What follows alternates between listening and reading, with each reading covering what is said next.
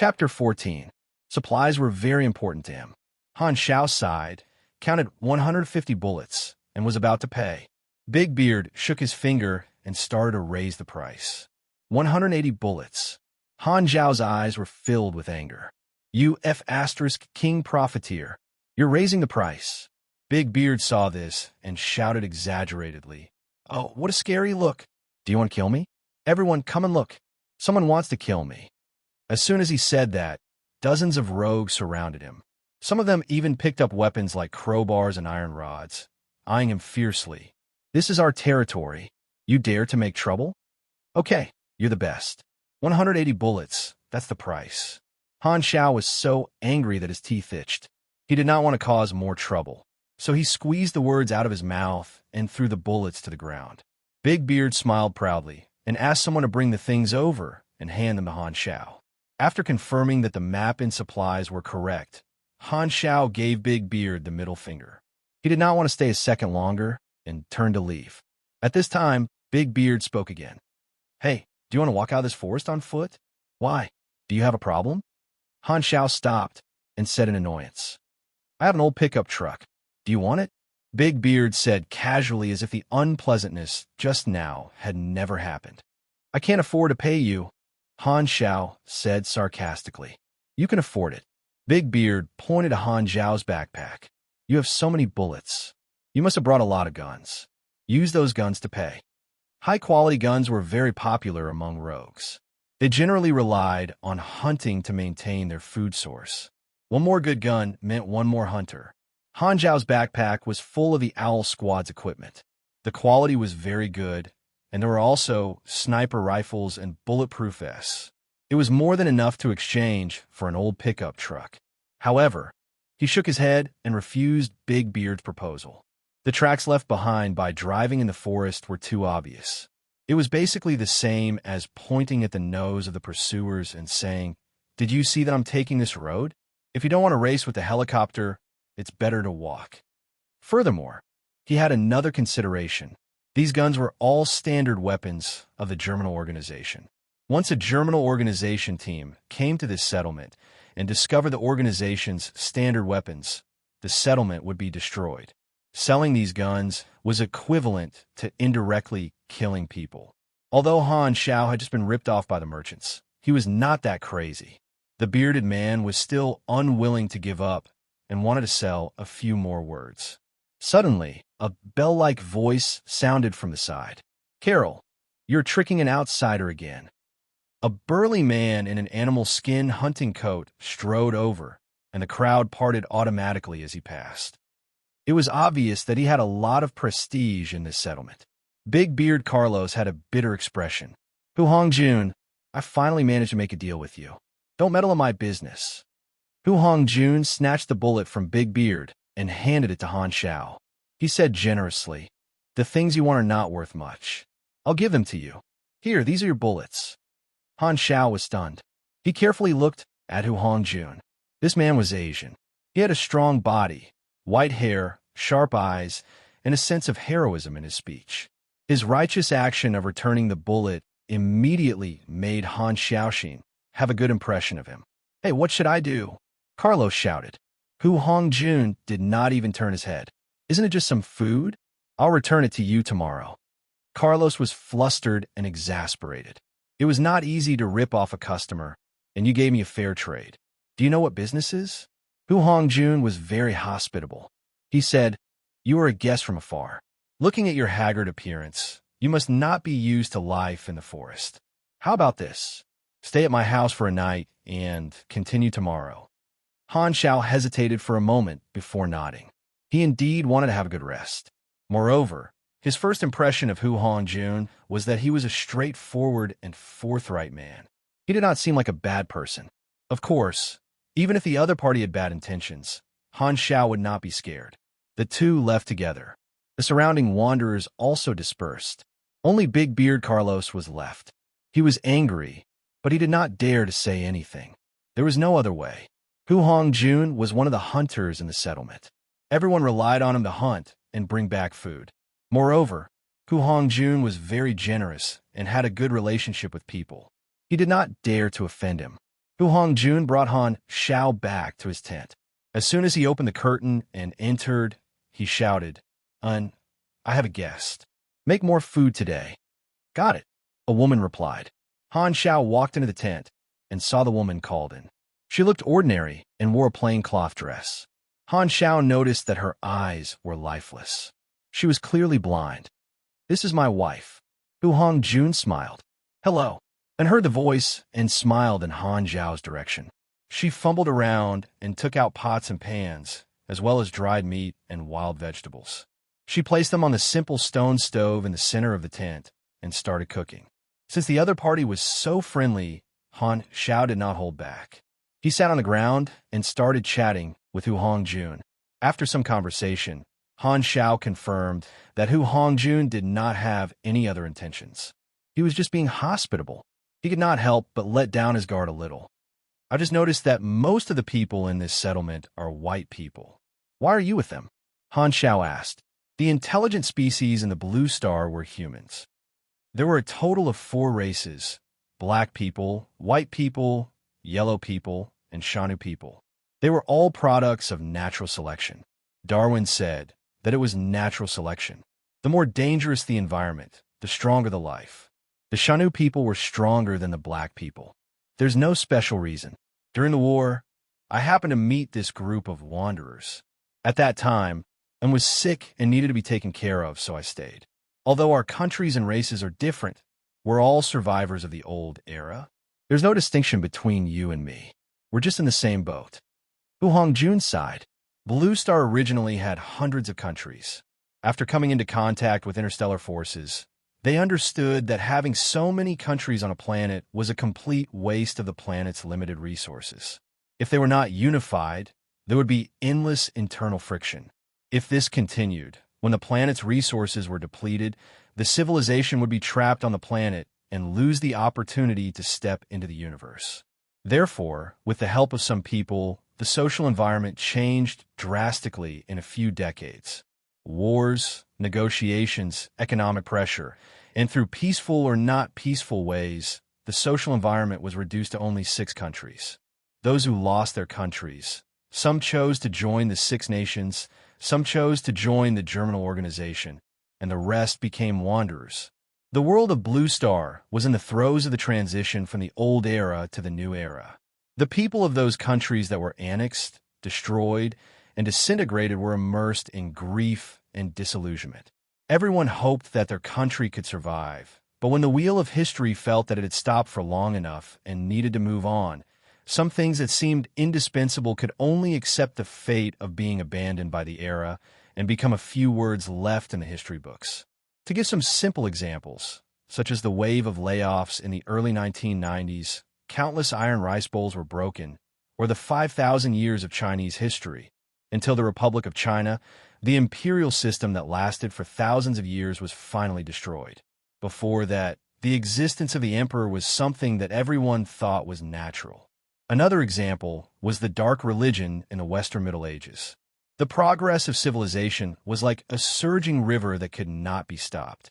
Everyone, everything, and even countries were just sand in the river, drifting with the flow. Those with limited individual strength could only vent their grief on the internet or in demonstrations, or immerse themselves in the glory of their country in the past. The more radical ones refused to accept the invitations of the citizens of the Six Nations and became wanderers in the wilderness, living in groups in the wild. Wanderers made up 30% of the entire population of the planet. Some warriors who had sacrificed their blood and sweat for their country used even more extreme actions to oppose the Six Nations. The Germinal Organization was a behemoth born in such a social environment. Its philosophy was to overthrow the Six Nations and unite against a common enemy. It was worthy of being the leader of the underground world. It was easy to maintain one's status, but reform was always accompanied by pain. Even if it was universal knowledge, there were still stubborn people who were unwilling to accept it. Between personal interests and social progress, there would always be some people who would choose the former. These people usually played the role of resistance on the path of evolution. After all, selfishness could bring actual benefits, But righteousness was just an illusory belief. Selfless people were rare animals. Otherwise, selflessness would not be called a virtue. Otherwise, there would not be a need for the annual Touching China Award. It was just to tell everyone, look, there are still good people in the world. Learn from them and save the organization some trouble. Hu Hongjun said, ever since the Battle of Andria, history has been divided into two halves. The past few thousand years are called the Old Era, and the current era is the New Era. Sometimes, when you think about it, what was wrong with life in the past? It was peaceful and stable. But because of the so-called theory of internal friction, the consequences were probably more serious than internal friction. Besides, even if it were to happen, it would only happen a few hundred years later. The problems in the future would be left to the future generations to solve. Chapter 15. Who knows? Maybe in the eyes of most people, internal friction is like boiling a frog in warm water. Han Xiao shrugged. The Battle of Andria was the final battle of the Long War, the key battle that determined the structure of the Six Nations. Andria was the name of a continent that once had some countries. When the war broke out, the countries of the other continents seemed to have an unspoken agreement to use Andria as the main battlefield, controlling the scope of the war, not wanting to let the war destroy the ecology of the entire planet. Countless missiles, tanks, and planes bombarded Andria, and hundreds of millions of people lost their lives in Andria. After the war, Andrea's plants withered, the land was scorched, and the people were in a terrible situation. The rivers and lakes gave off the stench of rotting corpses, and the fertile green mountains were covered in a dark yellow shadow, becoming a dead zone. The Six Nations, on the other hand, retreated, leaving behind a mess and completely abandoning the Andria continent. They were like heartless scumbags. Now, there were very few survivors in Andria, and all of them hated the Six Nations. Han Xiao noticed the calluses on Hu Hongjuan's palm. You were in the army before? Yes, I was in the army for more than 10 years. I thought that all soldiers of a fallen country would choose to join the germinal organization. Hu Hongjun shook his head and said, my motherland was annexed by Star Dragon through military negotiations. Those leaders have already compromised, so why should a soldier like me be so hostile? Although I don't like the Six Nations, I cherish the hard-won peace. The war has been going on for so many years, and it was about to end, but the germinal organization appeared out of nowhere, shouting the slogan of overthrowing the Six Nations, and attracted countless soldiers of a fallen country to join, wanting to start another war. Sigh, I'm just a boor, and I don't understand the ideals of the Six Nations and the germinal organization. I don't want to be involved in the war again. Yes, war is too cruel. My eyes were blinded by a stun grenade that suddenly exploded. Old Who took me everywhere and finally settled down. Although life as a wanderer is a little tough, it's much better than before. As they spoke, the meat in the pot gradually emitted a fragrance. Han Xiao greedily sniffed and asked curiously, how do you cook when you can't see? And Buman said, don't look down on me.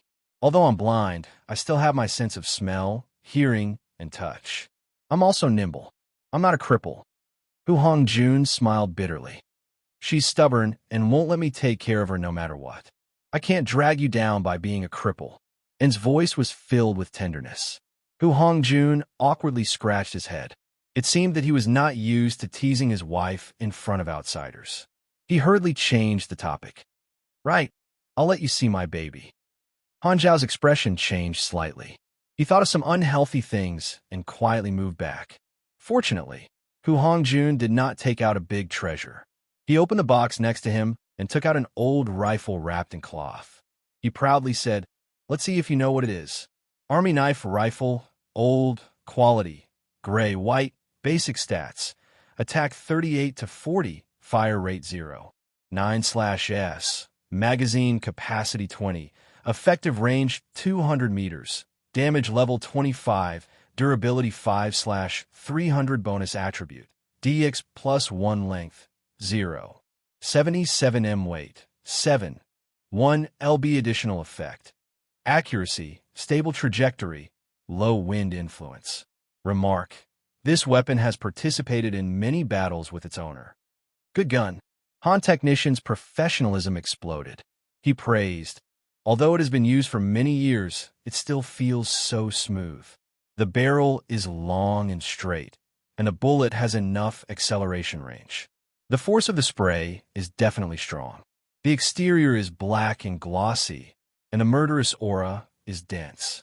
And it's really a lethal weapon." Huh? Why did the atmosphere suddenly change? Was it an illusion? This is my old partner. It has been with me for almost 10 years. Hu Hongjun laughed. "Don't look at the new exterior. That's because I always use oil. In fact, the components inside are all old. I haven't used this gun to hunt for a long time." The two chatted happily, and before they knew it, the sky had turned dark and had finished cooking. A pot of fragrant meat broth filled the air. The broth was rich, pure white, and had the texture of milk. The meat was cooked thoroughly, and pieces of wild vegetables floated on top of the oily broth, embellishing it with a touch of emerald green. It was very appetizing. The smell of the meat was like a seductive little fairy, firmly locking onto Han Zhao's gaze. He swallowed his saliva, and his stomach that had been tortured by food for 7 days kept growling. His favorability towards Hu Hongjun kept popping up on top of his head. After wolfing down his dinner, Hu Hongjun asked Han Zhao to stay for the night. It was difficult to refuse such kindness, and considering that it was indeed difficult to travel at night, Han Zhao agreed. He used a curtain to separate a compartment in the tent, and Hu Hongjun made a bed for him. "Your backpack is too big. I'll put it outside for you," and said. The space in the tent was limited, and his compartment was very small. It could only fit a bed, and it certainly couldn't fit a backpack full of guns. He thought about it, and asked Hu Hongjun for a piece of animal skin. He picked out the extra guns in the backpack, unloaded all the bullets, removed the triggers, and wrapped them tightly in the animal skin and put them in a corner. He was careful and put a leaf in the animal skin package. If the package was opened, he would find out the next day. The backpack was filled with all the ammunition, and it was just the right size to put it at the end of the bed. Han Zhao filled a Type 73 Wasp with bullets and put it under his pillow. Although he was very grateful for Hu Hongjun's warm hospitality, he couldn't relax his vigilance. However, when Han Zhao's head hit the pillow, the tiredness that had lasted for 7 days broke out, and he fell into the deepest sleep in the blink of an eye. Hu Hongjun heard the slight snoring and shook his head with a smile. He whispered to him, "Looks like he's very tired. Don't disturb him," and nodded and cleaned gently. She carried the pots and pans out of the tent and went outside to wash the dishes. Uncle, I'm hungry." Hu Fei rushed in recklessly. His face was covered in dirt, and there was a big bump on his forehead that was caused by a hard object. If Han Zhao had been awake, he would have recognized this guy as the long-haired young man who had robbed him during the day. At the same time, he was also Hu Hongjun's nephew. Hu Hongjun frowned. "Where did you go today? I didn't see you for the whole day." I went hunting outside." Hu Fei was a yes man. Since his father died, he had been living with Hu Hongjun. He was very afraid of his uncle. Looking at his nephew's cowardly appearance, Hu Hongjun knew that he was lying. He pulled Hu Fei's ear and shouted in a low voice, "Did you go out to fool around again? I told you last time, if you take that broken gun out to scare people again, I will King break your 3 legs." With his ear being twisted, Hu Fei was in so much pain that tears came out. He felt very wronged. "Your nephew? I stepped on a hard stone today. Not only was I hung and beaten, but I was also tied to a tree for half a day. I was so hungry that I was dizzy." "Uncle, can't you be more reasonable?" "Don't be like this, uncle. Leave 1 leg for me," Hu Fei said with a sad face. "Then do you want to leave the left leg or the right leg?" "The one in the middle, don't even think about it. I will definitely break that leg." Hu Hongjun raised his hand and suddenly remembered that he could not disturb Han Zhao's sleep. So he let go of Hu Fei and said bitterly, "I will beat you again tomorrow." Hu Fei noticed that there was an extra person in the tent. He curiously looked over and wanted to see who the guest was. It would have been better if he did not see. But when he saw, Hu Fei's face turned pale. "Isn't this the fierce person from the day?" "Aya." His forehead hurt even more. "What are you looking at? Get out of here and sleep." Hu Hongjun grumbled. To his surprise, Hu Fei did not refute. He looked as if he had seen a ghost. He rolled and crawled out of the room. Hu Hongjun was baffled. He touched his face and wondered if he was really that ugly. Hu Fei ran out of the tent in a panic. He only reacted when the night wind blew. That's not right. Why am I running? This is my home. That ferocious man just so happened to run into my hands. How could I let him off so easily? Hu Fei was about to turn around, but the scene of Han Xiao hitting him flashed in his mind. He stopped in his tracks and did not have the guts to look for Han Xiao. Although he was afraid, it would be nonsense to say that Hu Fei did not hold any grudges against Han Xiao. He did not dare to look for trouble with Han Xiao, but he was not willing to just let it go. Hu Fei, oh Hu Fei, show some of your manly courage and take revenge for your grievances. Hu Fei made up his mind and thought of a way to take revenge. He was very curious about Han Xiao's bulging backpack. He had noticed the animal skin package in the tent just now. Hu Fei clearly remembered that there was no such thing in his house, so it must be the fierce person's luggage. In the middle of the night, it was quiet. Everyone in the settlement was asleep. Hu Fei, who had been waiting for a long time, finally made his move. He tiptoed and sneaked into the tent like a thief. He carefully touched the animal skin package. Let me see what you brought. Hu Fei's eyes widened as he opened the layers of animal skin. He was so shocked that he almost fell on his butt. Guns. All of them were excellent guns. Hu Fei was ecstatic. His eyes were filled with greed. It was indeed good stuff. He wanted to take all the guns, but when he thought of Han Zhao's fierce look, his courage shrunk. If that fierce person found out that his luggage was missing, he would definitely kill him. I can't take all of them. Hu Fei was reluctant. He gritted his teeth and picked up 2 Type 73 Wasp pistols. He did not have the guts to take more. Forget it. At least my uncle treated you well. It's not too much to take 2 of your guns. Hu Fei convinced himself. He returned the animal skin package to its original state and left quietly. Chapter 16. The next morning, Han Xiao woke up and felt relaxed. His exhaustion from the escape had been swept away. Brother Han, you are awake.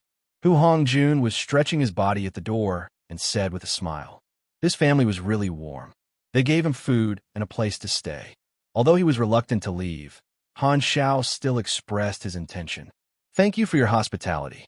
Unfortunately, I can't stay for long. If there is a chance, I will repay you.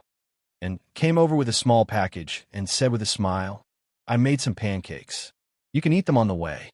Han Xiaoxin felt warm in his heart. He took the package with both hands. The warmth of the pancakes passed through his palms and into his heart. He smiled and then realized that and couldn't see. He said sincerely, I slept very well last night. Thank you very much for your hospitality. And covered her mouth and chuckled. Ha, you're welcome. We are all brothers. Hu Hongjun said proudly. Han Xiao packed his luggage and put on his backpack and animal skin package. Suddenly, he noticed that the leaves in the package were gone. His face sank and said, Someone touched my package. Hu Hongjun was shocked. No way. And then I didn't. Wait, Hu Fei, get out here. Hu Fei, who had been eavesdropping behind the tent, shuddered and walked out dejectedly. Han Zhao's eyes flashed and said with a smile, It's you again. Hu Fei shrunk his neck and didn't dare to look at Han Xiao. Hu Hongjun kicked his butt and said, Did you steal someone's stuff? Take it out now. Hu Fei bit his lips and reluctantly took out a Type 73 Wasp and gave it to Han Xiao. Brother Han, beat him as much as you want. This kid is asking for it. Hu Hongjun began to think about how to beat his nephew later. No need. Just take it back. It will be dangerous for you to keep it.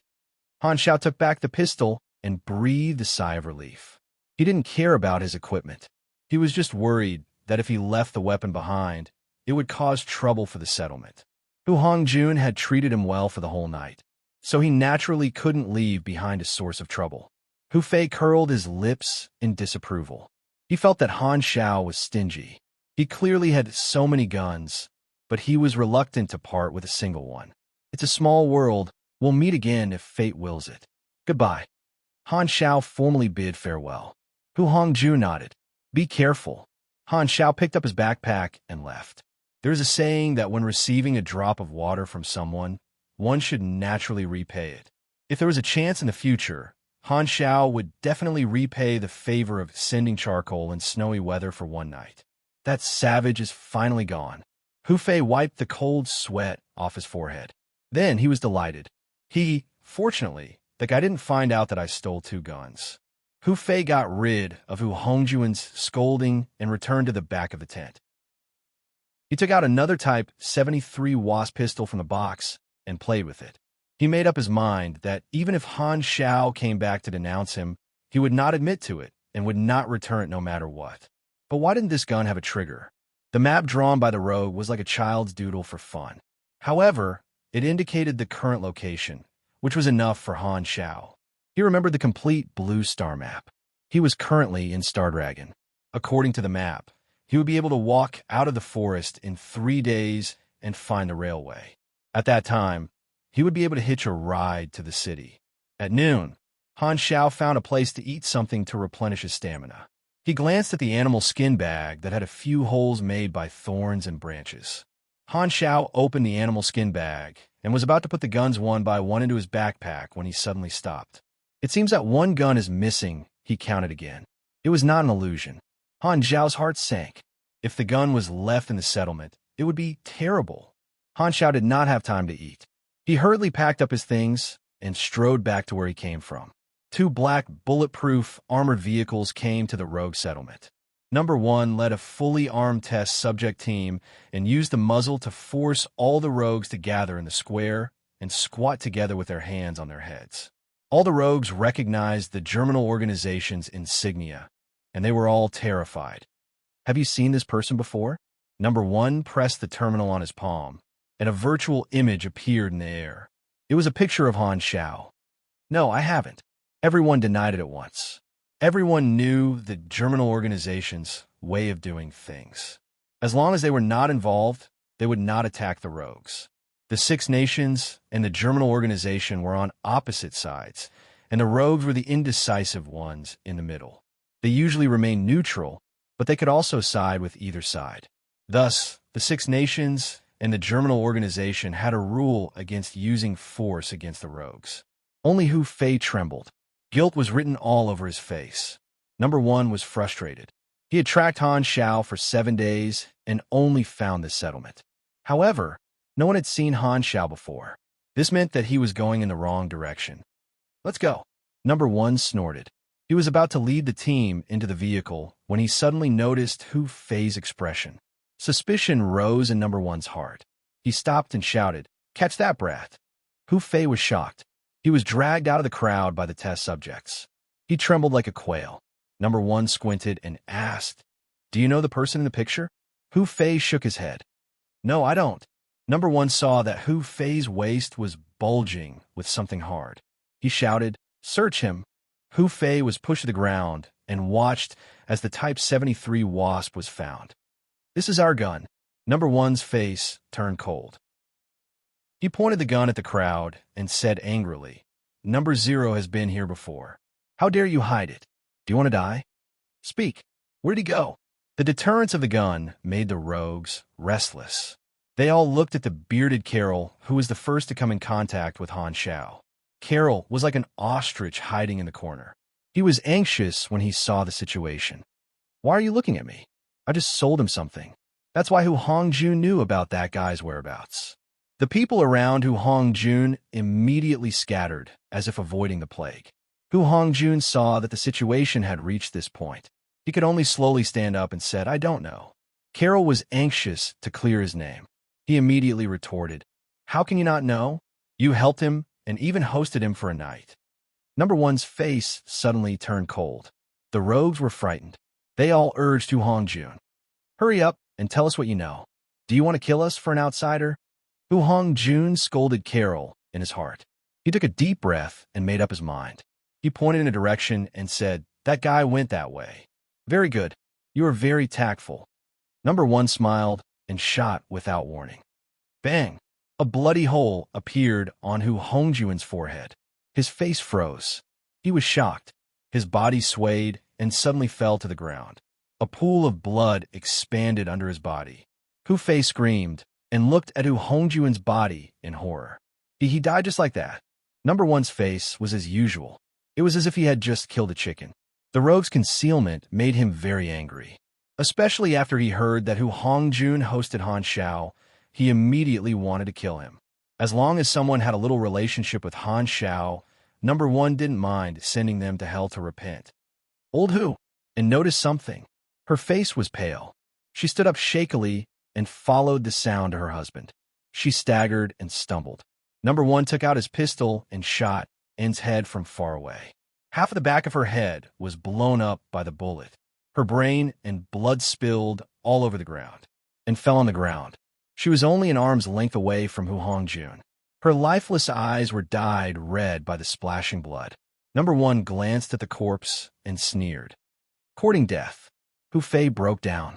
He collapsed on the ground and cried. He regretted it very much. In a moment of greed, he killed his uncle's family. The rogues were angry, but they didn't dare to say anything. Looking at Hu Hongjun and N's bodies, they felt sorry for them. The handheld terminal was connected to the surveillance screen of the Germinal organization leader. The leader shouted, "What are you doing? Who told you to kill people?" Number one hurriedly admitted his mistake. These rogues didn't report it. I just wanted to show my power. We'll leave immediately. The leader shook his head and said, "Forget it. Since we've already killed them, let's do it cleanly. Don't let the news spread." Number one nodded. His face turned cold, and he made a hand gesture. The continuous gunshots startled countless birds in the forest. The dusk was like blood. Han Shao rushed and finally returned to the settlement before the sky turned dark. From afar, he could smell the pungent smell of blood. His heart sank immediately. I'm late. The noisy settlement was dead silent. What entered their eyes was the scene of a massacre. There were bloodstains everywhere, and the ground under their feet was soaked in blood. It was wet and sticky, and every step they took left a bloody footprint. Han Shao saw the tragic deaths of Hu Hongjun and An. His eyes narrowed, and anger rose in his heart. At this time, a figure climbed up from the ground. Han Shao recognized it as the bearded merchant who had extorted a large sum of money from him. Carol was still in a state of shock. He had fainted when the massacre started, but he was lucky enough to escape with his life. Before he had the time to rejoice, he saw Han Shao standing at the side looking at him, and his body started to tremble like a sieve. Han Shao rushed forward and grabbed Carol's collar. What happened here? The Germinal organization. It was the Germinal organization. We didn't reveal your whereabouts, so they killed people to vent their anger. Our people died so miserably. Seeing that Hu Hongjun treated you well, you have to avenge us. Chapter 17. Cough, cough, cough. Weak coughing sounds came from not far away. Han Shao walked over and saw that Hu Fei, who had been shot 5 or 6 times, was not dead yet. He looked like he could not be saved. When Han Shao saw the Type 73 Wasp in Hu Fei's hand, he understood everything. His emotions were complicated. I told you it was dangerous. Why didn't you listen? Hu Fei reached out his trembling hands and grabbed onto Han Zhao's trousers tightly. He cried his heart out and said, "I'm sorry. I shouldn't have been greedy. I regret it. I was wrong. I was really wrong." Hu Fei pointed at Carol. "Don't believe him. He betrayed my uncle, Hu Hongjun."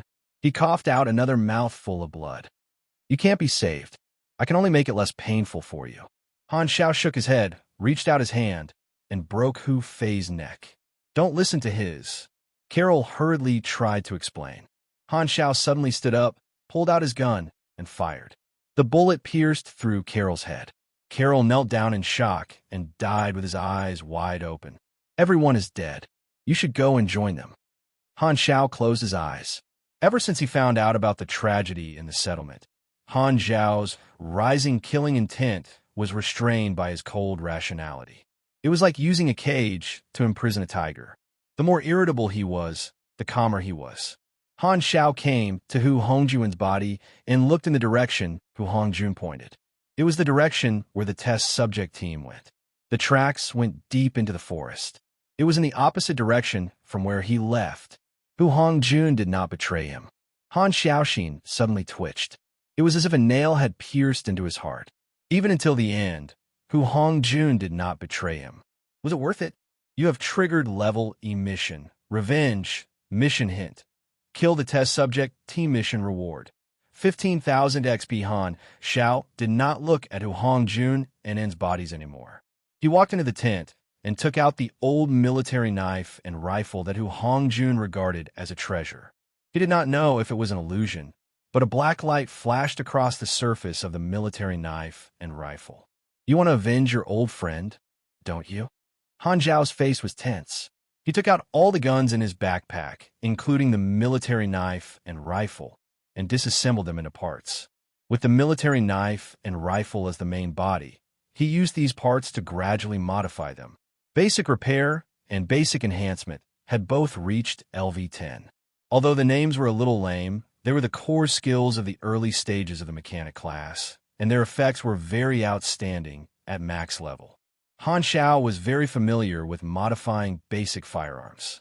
Saber rifle, improved sniper, quality, white basic stats, attack 66 to 69, fire rate 1/S, magazine capacity 10, effective range 450 meters, energy output level 37 bonus attribute, +2 DX length, 0, 86 M weight, 8.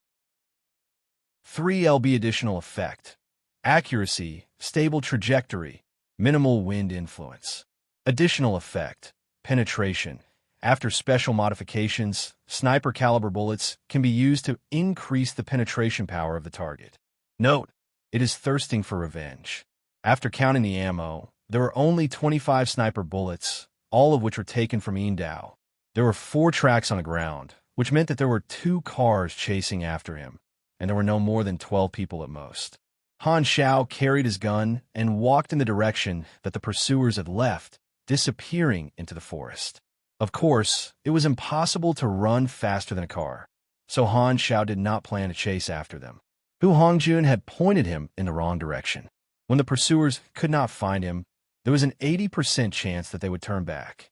What Han Xiao wanted to do was to ambush them on this path that they had to take.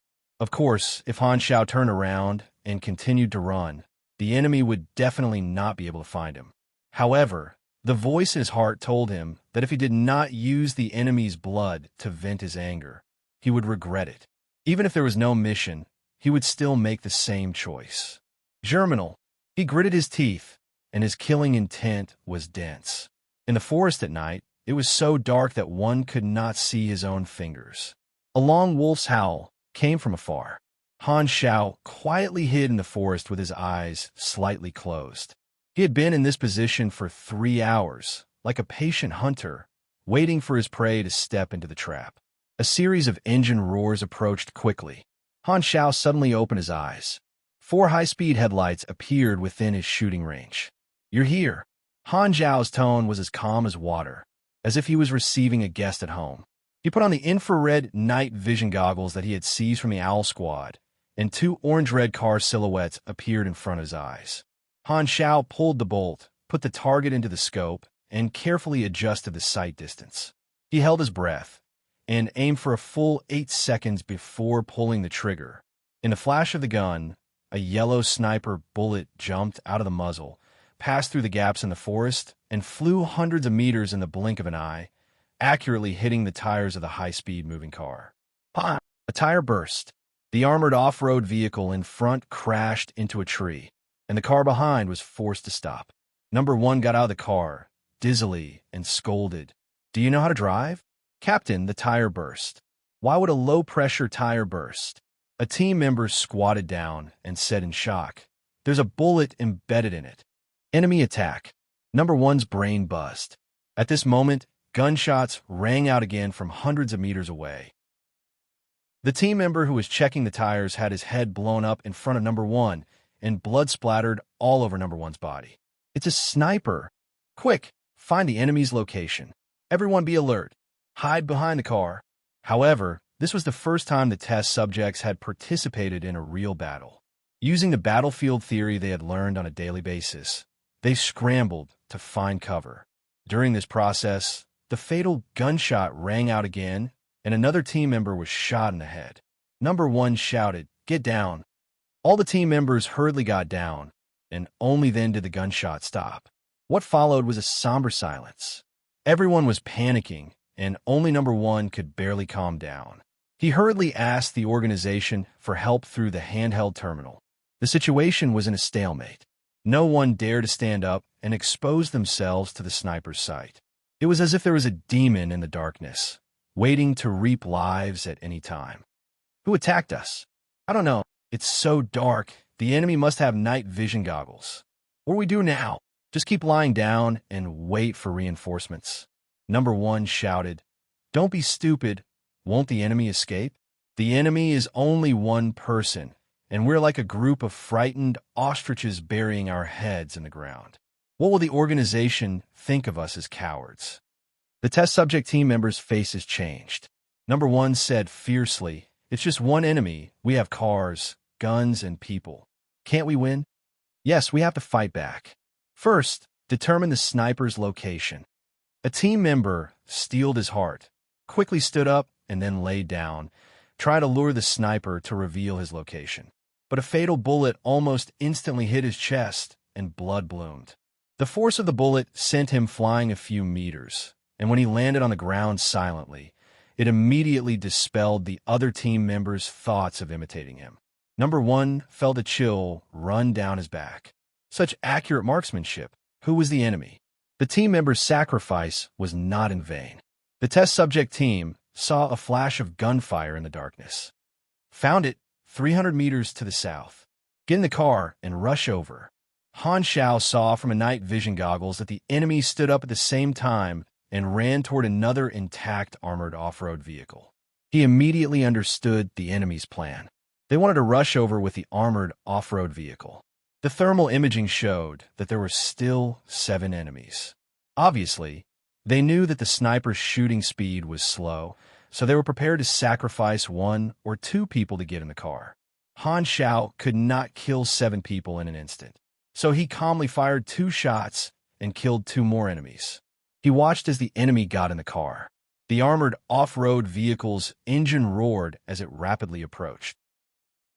Military knives and rifles could not penetrate the heavy armor, so they could not aim at the enemy's hub from the front.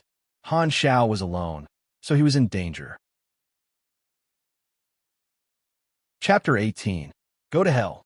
Number 1 sneered and drove toward Han Xiao's position. No one noticed that between 2 trees there was a rope, and in the middle of the rope there was a string of grenades. The armored vehicle crashed into it, and the rope suddenly tightened. The 2 trees were almost uprooted, and the armored vehicle also paused. The people in the vehicle were immediately knocked over. Before they could react, the grenades exploded. The flames soared into the sky, and the bulletproof glass of the armored vehicle was blown into a large snowflake shape. Since it was an ambush, how could Han Xiao not be prepared? He used a thick rope and the last few G-type grenades to set up a simple trap to stop the vehicle. At the moment the grenades exploded, Han Xiao took off his night vision goggles. In the darkness, the flames were bright, and he could see clearly with the naked eye. Without saying a word, he aimed at the front window of the armored vehicle and fired. The recoil passed from the butt of the gun to the shoulder, and even his strength couldn't help but tremble slightly. This was enough to show the power of the military knife rifle. Bang! One bullet after another hit the window, and the cracks quickly spread. The target was the driver's seat. Number 1 gritted his teeth and pulled up the person in the passenger's seat to block the front. The next moment, the glass shattered, and the bullets pierced through. The skull of the scapegoat was blown away, and the brain matter splashed all over Number 1's face. The stench was unbearable. Abandon the vehicle. The team hurriedly moved. At the moment of life and death, Number 1 didn't care about the range. The submachine gun poured bullets and shot toward Han Xiao's position from afar. The rest of the team followed suit. Han Xiao paused his attack and hit on the ground. He also changed his magazine. The bullets whizzed past his head. He knew that the opponent was already in a mess. After a round of shots, all the enemies would need to change their bullets. At that time, they would be at his mercy. Soon, The test subject team tasted the consequences of their impulsiveness. When they emptied their magazines at the same time, the sound of the sniper rifle rang again. It was like the sound of the king of hell ringing the bell. Shot after shot, accurate and deadly. Bang, bang. The rhythm of the shooting actually had a special sense of beauty, making people think of sophisticated machinery for no reason. The enemies were all shot in the head by him one by one. Han Xiao consciously avoided number one and let him stay until the end. His teammates fell one by one. Number one was so angry that his whole body trembled. He raised his gun and fired wildly. He lost his self-control and roared, "Who the hell are you? Get the hell out here." He was originally full of confidence in the test subject team. However, he experienced such a crushing defeat in his first battle, shattering all his confidence. Ka.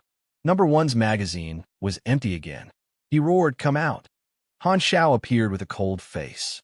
Number one's eyes widened in disbelief. How could it be you? In his opinion, after Han Xiao escaped from the base, he would definitely run away like a stray dog. Never in his wildest dreams would he have thought that Han Xiao would dare to turn around and attack the pursuers. No matter how much number one doubted Han Xiao's record of escaping from the laboratory, he knew that he was wrong, very wrong. Zero was much stronger than him. This discovery instantly ignited the flames of jealousy in number one's heart. "I'm the best. You're just a failure. Trash." New hatred and old hatred surged in his heart. Number one lost his mind and pulled out his pistol to attack. Han Xiao raised the muzzle slightly, and the large-caliber sniper bullet broke number one's right arm. Only a layer of blood and skin was left. Flesh and blood flew everywhere. Number one stared blankly at the broken arm, at a loss. Han Xiao fired again and broke one of number one's legs. Number one fell to the ground. At this time, Han Xiao slowly changed the magazine and then broke number one's remaining hands and feet. Number one was paralyzed on the ground, unable to move. His eyes were filled with incomparable vicious hatred, staring at Han Xiao. Zero. The howl was hoarse and gloomy, like a wounded beast. Too noisy. Han Xiao strode forward and kicked out, breaking number one's jaw. "Do you know why I left you until the end? Because I don't want you to die so easily." Number one could not speak and could only groan from his throat. He writhed on the ground like a snail, blood spurting out from his broken limbs. At this time, the handheld terminal that had fallen to the side lit up automatically, and a virtual image of the leader appeared. "Zero, that's enough." Han Xiao frowned and did not speak. "I am the leader of the Germinal organization," the leader said with a domineering tone. "Betrayal is a dead end. You can't win against the organization. No matter where you run to, the organization has the ability to catch you and bring you back for trial. You will be immersed in endless fear every minute and every second of your life, but I can give you a way out." Han Xiao was expressionless. "What way out?" "Obediently return to the organization, sincerely admit your mistakes, and accept our trial. I can give you a chance to retain your memory and let you obtain a higher position, no longer a test subject," the leader said. He admired Number Zero's ability very much and wanted to understand the reason for the mutation. If it could be replicated, the organization would have another powerful combat force. Number one heard this, and his eyes were filled with extreme anger. Why should Number Zero be treated better than him? He had killed so many people. Why should he be roped in? Han Xiao understood Number One's expression and asked playfully, "I've killed so many people, and you still want to rope me in? A bunch of trash." "Death is not to be regretted," the leader replied decisively, as if the corpses on the ground did not exist. Number One trembled, and his heart sank. "What makes you think I will work for you?" The leader said matter-of-factly, "The organization is where the destiny lies. It is a great cause, and it is natural for you to work for us. What are you hesitating for?" "Oh, I understand. Is it because you feel that the previous treatment was not fair? Don't be so petty. Those who achieve great things do not care about trifles. It's just a little humiliation, and compared to our final goal, it is insignificant." "I'm not interested in your ideals at all," Han Xiao said calmly.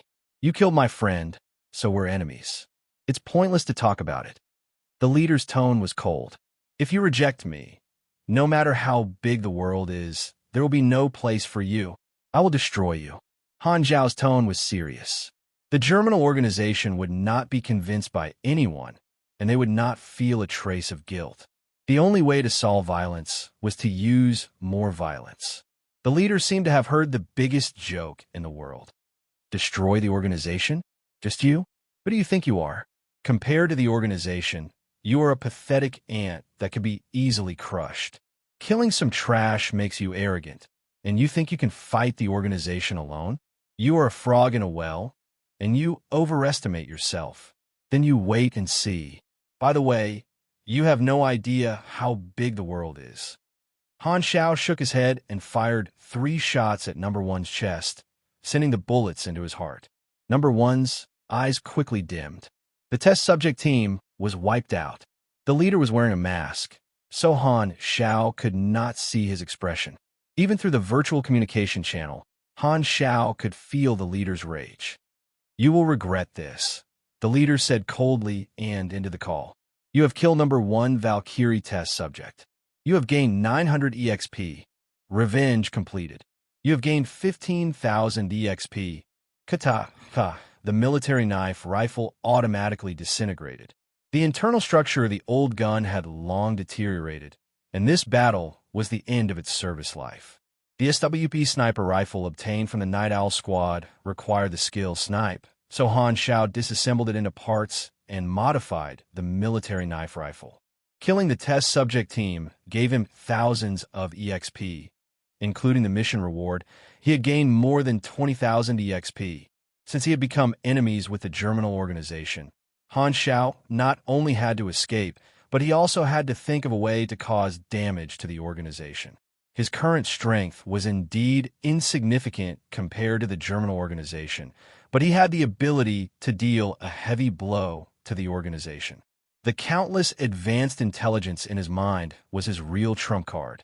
In order to make full use of this information, he had to rely on someone powerful enough to stand up to the Germinal organization. That left him with only the 6 nations: Stardragon, Maple, Theseus, Raylan, Hesla, and Ordina. Stardragon was the closest to him. Compared to Raylan's ruthlessness, Maple's inflexibility, Hesla's greed, and Ordina's scheming, Stardragon's internal culture was the mildest. Furthermore, Stardragon's hatred for the Germinal organization ran deep. Chapter 19. At dawn, the Black Harrier helicopter finally arrived. The leader, Hela, and the rest of the team arrived at the place where the test subjects had been wiped out. Glancing at number one's twisted corpse, the leader let out a dissatisfied snort under his mask. Trash. The researcher moved the test subjects' corpses together and said, "They're all dead." With his hands behind his back, the leader gazed into the distance. After a long silence, he said, "In the name of the Germinal organization, issue a bounty on number 0 on the dark net. Regardless of life or death, the bounty is 1 million. Everyone was shocked. The Germinal organization was a giant crocodile, the king of the underground world. They had not issued a bounty in at least 3 years. Why would they make such a big fuss over a test subject who had defected? You seem to value him too much. Number 0 can't even escape in time. What harm can he do to the organization? Since he dares to declare war on the organization, we'll let him know his own insignificance and destroy his laughable determination," the leader said coldly. "If number 0 is captured alive, no matter what methods you use, be it interrogation or experiment, find out the reason for number 0's mutation. Even if he dies, his corpse will be dissected for research." The researcher pointed at number 1's corpse and asked, "What about these people?" The leader was about to say throw them away when he suddenly thought of something and asked, "How are the preparations for the Super Soldier Project going?" "The basic theory has been perfected. The next step is to carry out cell and animal tests. It is estimated that we can begin human experiments in 8 months without any sequelae." The leader interrupted. "Skip the cell and animal tests. Go straight to human experiments." The risk is high. Only Valkyrie test subjects can withstand the transformation. Test subjects are not easy to come by. Bringing the schedule forward will cause unnecessary losses. The leader said in an unfathomable tone. Experiments can only create cannon fodder. Only hatred can create a real demon. He pointed at number 1. He is the best raw material. Hatred will drive him to endure the painful transformation. Hatred will be his power furnace. I understand. The researcher nodded. The leader looked at Hela and said, "Summon the spirit." Hela exhaled a mouthful of turbid air. Her hands glowed with a faint gray light, and the surrounding temperature seemed to drop by 10 degrees in an instant. Faint cries came from Hela's palms. They sounded like the cries of ghosts. Number 1's body seemed to resonate. Strands of drifting gray fog appeared in the air and gently seeped into number 1's bleeding facial features as if they were being absorbed. The leader opened his windbreaker and took out a tube of bright red medicine from his pocket. Hela's expression changed slightly. Killing intent appeared in her eyes, but she immediately suppressed it. Aurora Resurrection Potion. She had extracted her sister's bone marrow and refined it into a super effective healing potion. The test tube was tipped over and the medicine was poured on number 1's body. The red liquid instantly dispersed and drilled into the skin through the pores. A miraculous change occurred. Number 1's body, which was already cold, regained its temperature. His wounds healed rapidly, his jaw reconnected, and his broken limbs began to grow flesh. The sound of his heartbeat gradually grew louder. Number 1 suddenly opened his eyes. His face was twisted with malice as he let out a shrill roar filled with monstrous hatred, causing the hair of those who heard it to stand on end. 0. You have activated the Germinal Organization Faction Connection. Favorability of the Germinal Organization decreased by 1,000 points. Germinal Organization. Hatred, minus 1,000. Traitor, system notification. You have triggered the Grade A mission, Dust of the Fallen Seeds. Mission notification. Freedom is priceless. For this, you were willing to take the risk of death and finally received freedom in return.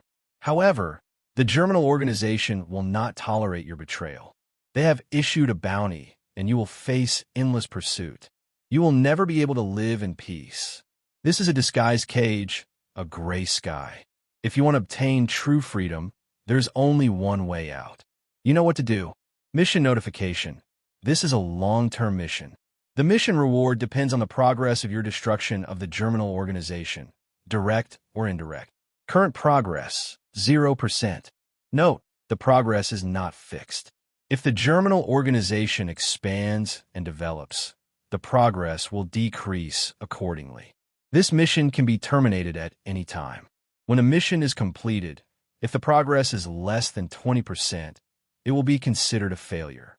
If the progress is more than 20%, the mission will be considered complete. The reward depends on the final progress.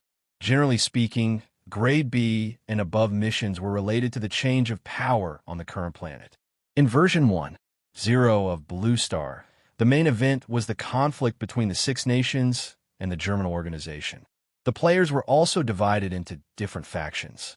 According to Han Zhao's memory, there were quite a number of players who chose to join the Germinal Organization, providing a huge boost to the organization's development. If he wanted to obtain a high reward, he would have to become an enemy of the players who chose to join the Germinal Organization in the future. This mission required Han Zhao to directly or indirectly destroy the Germinal Organization. In the original space-time, although the Germinal Organization did not win or lose, they did suffer heavy losses. He realized that there were potential competitors for this mission, and that was the other forces that were enemies of the Germinal Organization. Naturally, the damage that these forces dealt to the Germinal Organization would not be counted in his mission progress. 20% destruction. Wouldn't that mean that his damage alone would be enough to hurt the Germinal Organization? There was no other way to describe it other than to describe it. Although this mission was a huge trap, Han Zhao accepted it without hesitation. He and the Germinal Organization were mortal enemies, so there was no reason to reject it. Looks like this is my temporary main storyline mission. The Germinal organization was the main storyline of Blue Star in version 1.0. Before Han Shao grew up, he would stay in Blue Star, so there was no avoiding the conflict between factions. When a new character was created in Galaxy, the system would ask the player about their preferences, such as what kind of world they liked and what kind of class they liked. Based on the results of the questionnaire, the system would assign the new player to a random novice planet of different styles. Galaxy had a variety of civilizations, and players could always start with their favorite world. Ancient, magical, urban, sci-fi, every planet had one or a few main storyline events. This was one of the attractions of the game. There was no lack of casual players who liked to explore the universe and try out different civilizations and planets. Blue Star was one of the novice planets that had a low sci-fi level, similar to Earth. Of course, the core worldview of Galaxy was still the universe. As the game leveled up, the overall worldview would be gradually revealed to the players. There are also some players with a bad taste who would give a bad answer when asked by the system, such as horror, supernatural, and haunted. For such people, the system would also use bad taste to satisfy their bad taste. For example, if they were thrown to a planet full of ghosts and ghosts, there would be no place to learn how to deal with ghosts and ghosts. There would be two outcomes for these players. The first was to change their account, and the second, they could only brace themselves and continue playing. The second was to pray for the best. Galaxy's gaming cabin was immersive. Apart from the pain, the experience was extremely realistic. In the game registration disclaimer that most people did not read, it clearly stated that if the player felt uncomfortable during the game, causing physical or mental illness, the company would not be responsible. In fact, Han Shao could find a very secluded spot in the wilderness and hide there until the Germinal organization was greatly weakened. However, this way, he would not be able to grow. Although it was safe, it was meaningless, and he would definitely be overtaken by the players. Following the main storyline of the planet could trigger a large number of missions. The turbulent world was the best opportunity for growth. Countless events were clear in his mind, so how could he choose to avoid them? It took Han Shao 3 days to walk out of the forest, which was within the borders of Star Dragon. He had to admit that the Germinal organization was really bold to have built a base in the heart of Star Dragon. They were well aware of the principle of darkness under the light. After walking out of the forest, Han Shao found the railway and boarded a long-distance train to transport livestock to Star Dragon's capital, the West Capital. Due to the dangerous environment in the wilderness, as well as the undercurrents between the Six Nations and the Germinal organization, most of the roads connecting the cities had been abandoned. The military had used the railway to connect the cities to transport supplies. The wild beasts were strong, so every city had an army stationed and built a sentry post. Tall, electrified iron barriers were the first line of defense of the city. Generally, when one saw the iron fence, one would know that the city was not far away. After 2 days of free riding, the silhouette of the electrified iron fence finally appeared in the distance. Han Shao pushed away a few hens that were jumping on his body. He took a deep breath and looked into the distance. Star Dragon, West Capital, Division 13, here I come. Chapter 20. Star Dragon was one of the Six Nations. Its population was mainly Asians, and its totem was the Dragon of the Stars. Star Dragon and the Germinal organization had a deep hatred for each other, dating back to the Andrea War. The Germinal organization and Star Dragon's enemies had made a secret agreement to launch multiple large-scale terrorist attacks in Star Dragon's territory during the critical period of the war. The death toll was over 100,000, and the frontline troops were forced to retreat. Star Dragon almost lost its position as one of the Six Nations. The border of every city was surrounded by an endless wire fence. The only way into the city was through sentry posts, and the army was stationed there to check.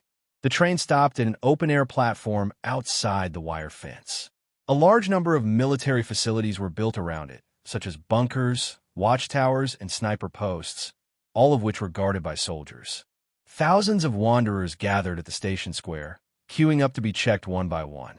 After confirming that they were not carrying weapons, wanted criminals, or infectious diseases, they were allowed to pass through the sentry posts. The Six Nations had a policy of accepting wanderers to increase the population potential of the country by absorbing talents and elites who had wandered outside. Han Shao naturally did not want to be checked. The Germinal organization must have put a bounty on him, and he would be exposed if he was checked. Although his goal was to contact Star Dragon's intelligence agency, Division 13, he could not allow himself to be surrounded by the army. Coincidentally, there was a way to not pass through the sentry posts. In his previous life, red players who were wanted by their country could not pass through the checks. As long as they found the hidden NPC in charge of smuggling and paid some money, they could successfully sneak into the city. In the corner of the square sat an inconspicuous man. He did not line up, nor did he leave. He did not have a presence. This person was the head of the smuggling business. Normal people did not know of their existence, and they usually only accepted referrals from their regular customers. At this time, a thin young man came up to him and asked, "Is it safe?" The head looked up at Han Shao. After confirming that he was a stranger, he played dumb and asked, "What's safe?" "Use these to pay the bill. Is it enough?" Han Shao did not want to waste time. He threw the backpack full of guns to the head. The head opened the zipper, took a look, and hurriedly closed it again. Oh my, he dares to wander around with so many guns. What kind of master is this young man? The Western capital had gun control, and Han Shao did not enter the city to cause trouble, so these guns were useless to him. Yes, of course. The head was confused. How did you know that I'm a smuggling business? That's none of your business. Doing business without asking for details was the rule of this trade. Snakehead suppressed his curiosity and stood up to lead the way. There was a van truck parked outside the station. There were already a few passengers inside, and they all looked over. Han Zhao's expression was normal as he found a place to sit down. The windows were sealed with black tape to absorb light, so the scenery outside could not be seen. The car would send the passengers to a secret entrance behind the barbed wire. The officer there was bribed by the smuggler. As long as there were not too many smugglers, he would turn a blind eye. In the car, a short man next to him was bored to death. He looked for Han Shao, who had a tender face, to chat. According to his experience, this kind of young man was the easiest to fool. "Little brother, is this your first time in the West Capital?" Han Shao glanced at him. "Yeah, I don't know how to address you." "What about you, Ma Jie?" Han Shao. Ma Jie flaunted his seniority. "Little Han, since this is your first time in the West Capital, I'll give you a good introduction. The West Capital is divided into 8 districts. The first district is the political core. It's the territory of those big officials. No one can enter it. The other 7 districts have their own characteristics. They are secretly controlled by the big shots in the gray area. I have to remind you, don't mess with them. Otherwise, you won't even know how you died." Han Shao shook his head. The so-called gray area was a gray profit chain formed by drugs, the sex trade, smuggling, and firearms. Every city had people who were involved in illegal activities, but compared to the official forces, they were not even worth a fart. It was just that the civilians were subconsciously afraid of the fierce gray people and disdained the official forces because they knew that the official forces would not hurt them. This was human nature. It was like seeing armed guards on a cash truck on the road. Not many people would be afraid, but if it was a man without a uniform with a gun, most people would definitely run as far away as possible. Han Shao did not expose Ma Jie's slight skill in front of him. He just laughed and played along. "What about the military?" "What can the military do? Are they going to attack the city directly?" Disdain was written all over Ma Jie's face. He was full of respect for the gray area. Thinking of showing off, he boasted, "My cousin is a leader under a big boss. He has a bright future ahead of him. This time, I'm here to join Koff, help him." "That's impressive," Han Shao said perfunctorily. Ma Jie was even more excited when he heard that. He said, "Of course. My cousin is also a big shot in the West Capital. Have you heard of the famous yellow leopard?" "Oh, I forgot. Little Han, you haven't been to the West Capital before. Are you here to join your relatives?" Han Shao said casually, "No, I want to find a job in the city and settle down." Ma Jie's mind immediately became active. If he could get a young man to join his cousin would definitely think highly of him. He said casually, "What do you think? Do you want to work for me? I promise you a bright future." Han Xiao politely declined, but in Ma Jie's eyes, it was the arrogance of a young man. He sneered. "Let me tell you, what kind of life do you live in the city? Living in the slums, eating moldy food. Don't be fooled by the Six States' high and mighty attitude of accepting rogues. They don't take you seriously at all. What kind of future do you have? Why don't you work for me? I don't dare to promise you anything else, but at least you can eat your fill."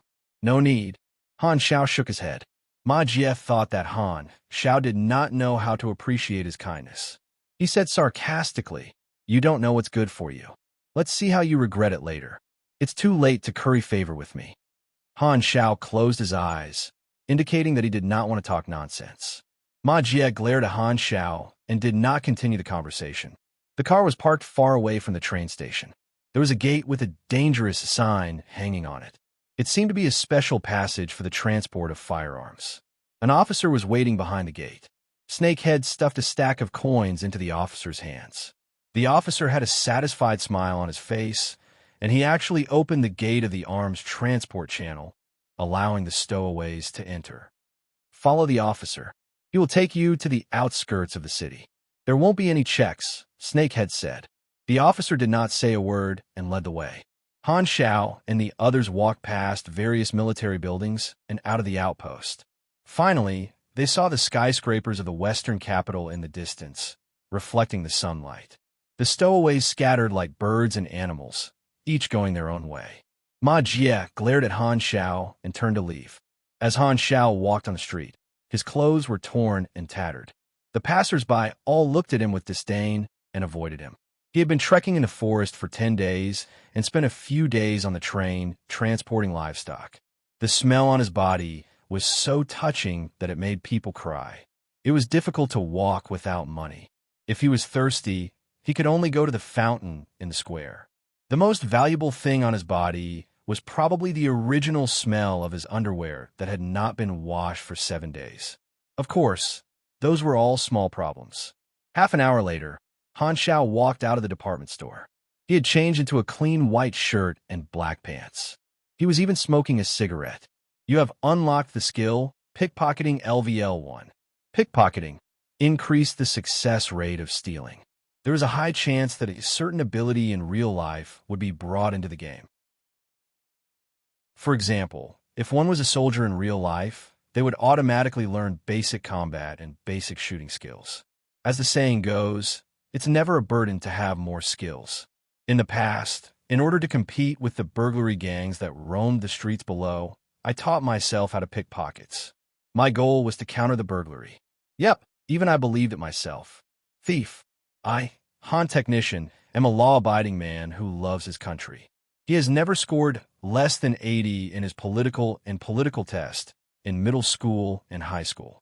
He is one of the 3 best students in the country every year. He is only one step away from joining the Young Pioneers, the Communist Youth League, and our party. He has never even peeped, let alone steal. Chapter 21. Han Xiao did not intend to become a rogue. After defecting from the German organization, he would no longer enjoy free resources. The growth of a mechanic was very costly. Many of the equipment, materials, and parts were expensive. Funding and resources were a big problem. Although there was freedom in the wilderness, resources were scarce. Furthermore, he was still too weak. Before he could grow, he would need the protection of a powerful force. If the German organization were to lock onto his position in the wild, they would not hesitate to attack him. They might even throw down a heat-seeking missile array and bombard the entire area.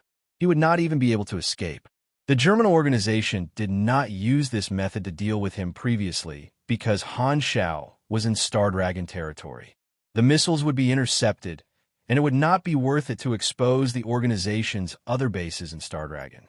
Another reason was that their leader did not use any means to deal with him. Han Xiao chose to join the Six Nations because, apart from the German organization, only the Six Nations had the advancement knowledge. For the sake of his advancement mission, Joining the Six Nations was a must.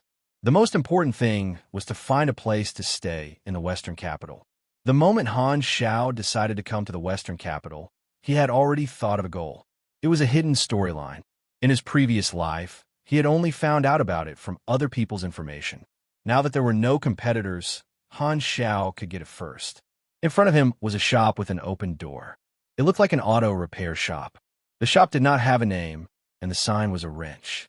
It was only to let passers-by know that it was a mechanical repair shop. The shop was hidden in an inconspicuous alley with walls on both sides. The alley was about 200 meters away from the shop. If one did not walk in, they would think that it was a dead end. In my previous life, this opportunity did not belong to me. I can't miss it this time. Han Zhao's eyes flashed. Although the shop did not look impressive, it hid a rare and unique opportunity for a mechanic in the early stages. There was a chess table in front of the shop. Two white-haired old men sat opposite each other, one tall and one short. The short old man had stubble on his face, and his long hair was wild and free. One look and one would know that he was an artist. The other one was a tall old man. His short gray hair was neatly combed, not a hair out of place. He sat upright like a pine tree, concentrating on the chessboard.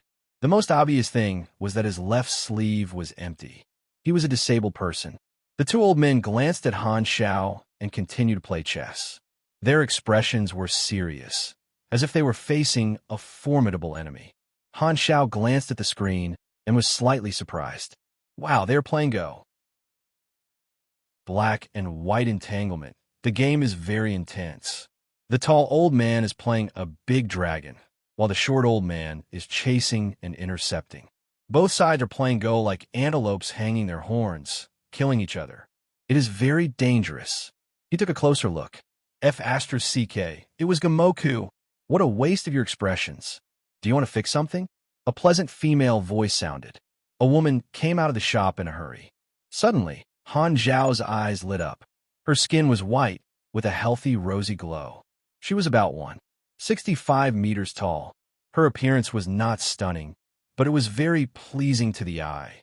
Her eyebrows were gentle, and her smile was kind. She looked like a big sister next door. She was about 24-25 years old, the most beautiful age for a woman.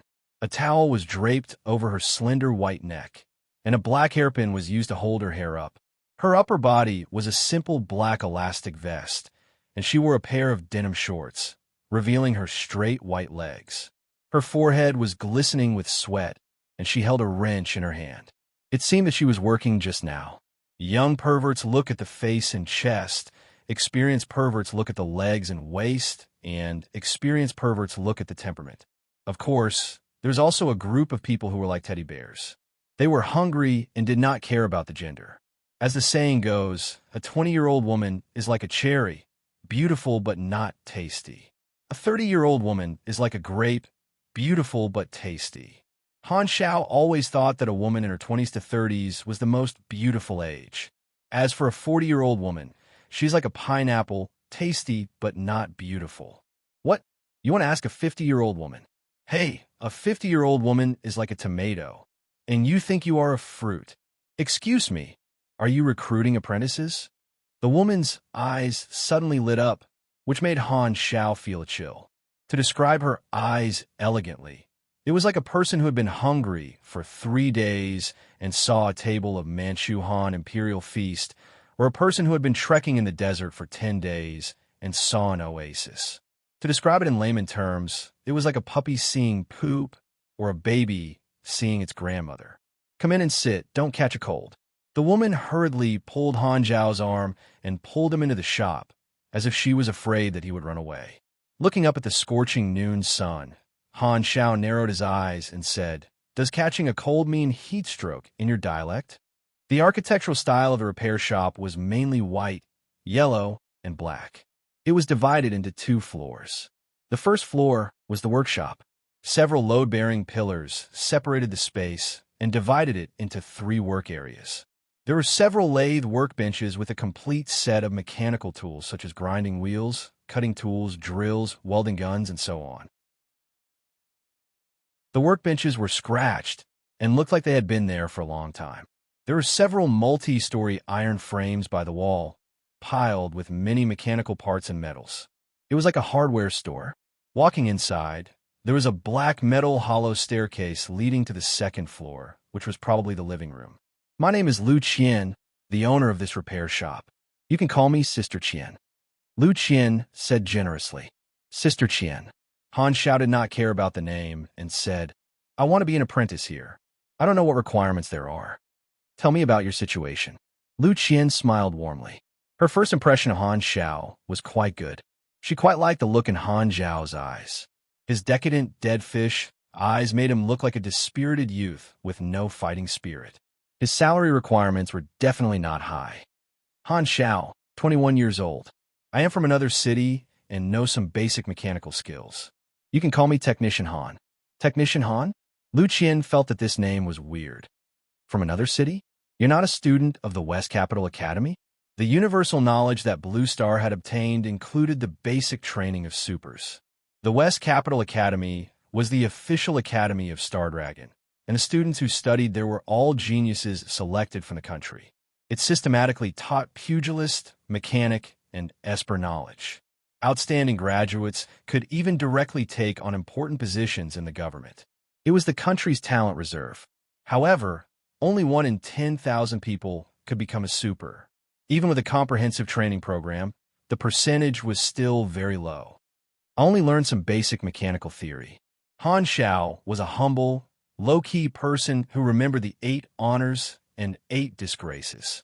What a pity. Lu Qian felt a little regretful.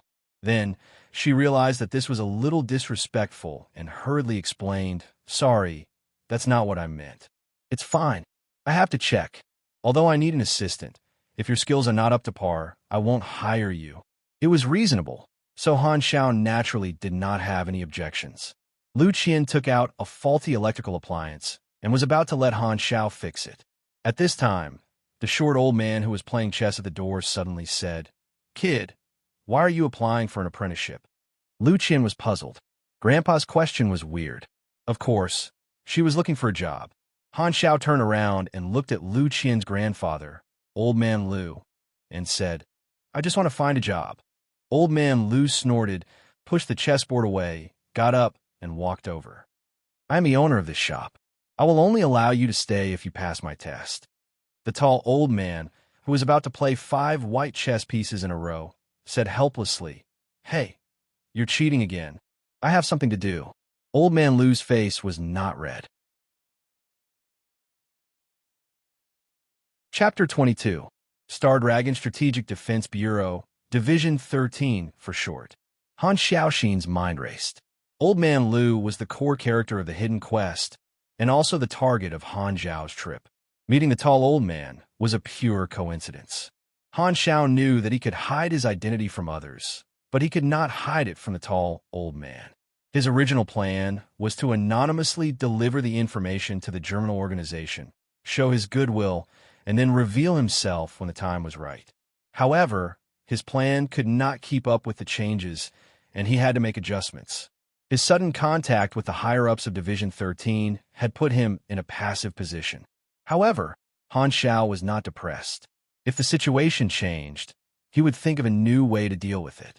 Since anonymity was no longer a viable option, he might as well reveal his identity and show his worth. Then, Division 13 would come knocking on his door personally. The enemy of my enemy is my friend. Han Xiao and Star Dragon had a potential basis for cooperation. Fortunately, he was already in the city. Division 13 would be wary of destroying the city, so he had to be careful. If his identity was exposed at the sentry post, he would be surrounded by the military and killed. Changing his plan was not necessarily a bad thing. Old Man Gao was a respected figure. As long as he could gain a little bit of trust from him, his plan would be halfway to success. While thinking of a way to strike up a conversation, Han Xiao asked, What test?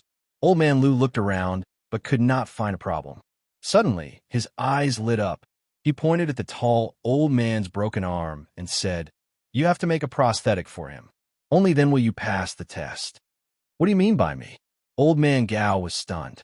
However, when he saw Old Man Lu winking at him, he understood that Old Man Lu was trying to make things difficult for Han Xiao. Grandpa, you're too much. Why are you so harsh? What if you scare him away? You've been drinking and playing chess every day. How long has it been since you took care of the shop? Can't I find an assistant? Lu Qian was indignant. Old Man Lu ignored his granddaughter and looked straight at Han Xiao, waiting for his answer. Han Xiao had a strange look on his face. He emphasized, "Are you sure you want me to make a prosthetic that this old man is satisfied with? If you can't accept it, then leave." "I accept," Han Xiao agreed with a smile. The bionic prosthetic limb blueprints that he had obtained before were still gathering dust in the interface. Old Man Lu's request was a perfect match for him, and he could also build a relationship with Old Man Gao. He wasn't sure if it was just his imagination, but he had a feeling that his bloodline had been a little European lately.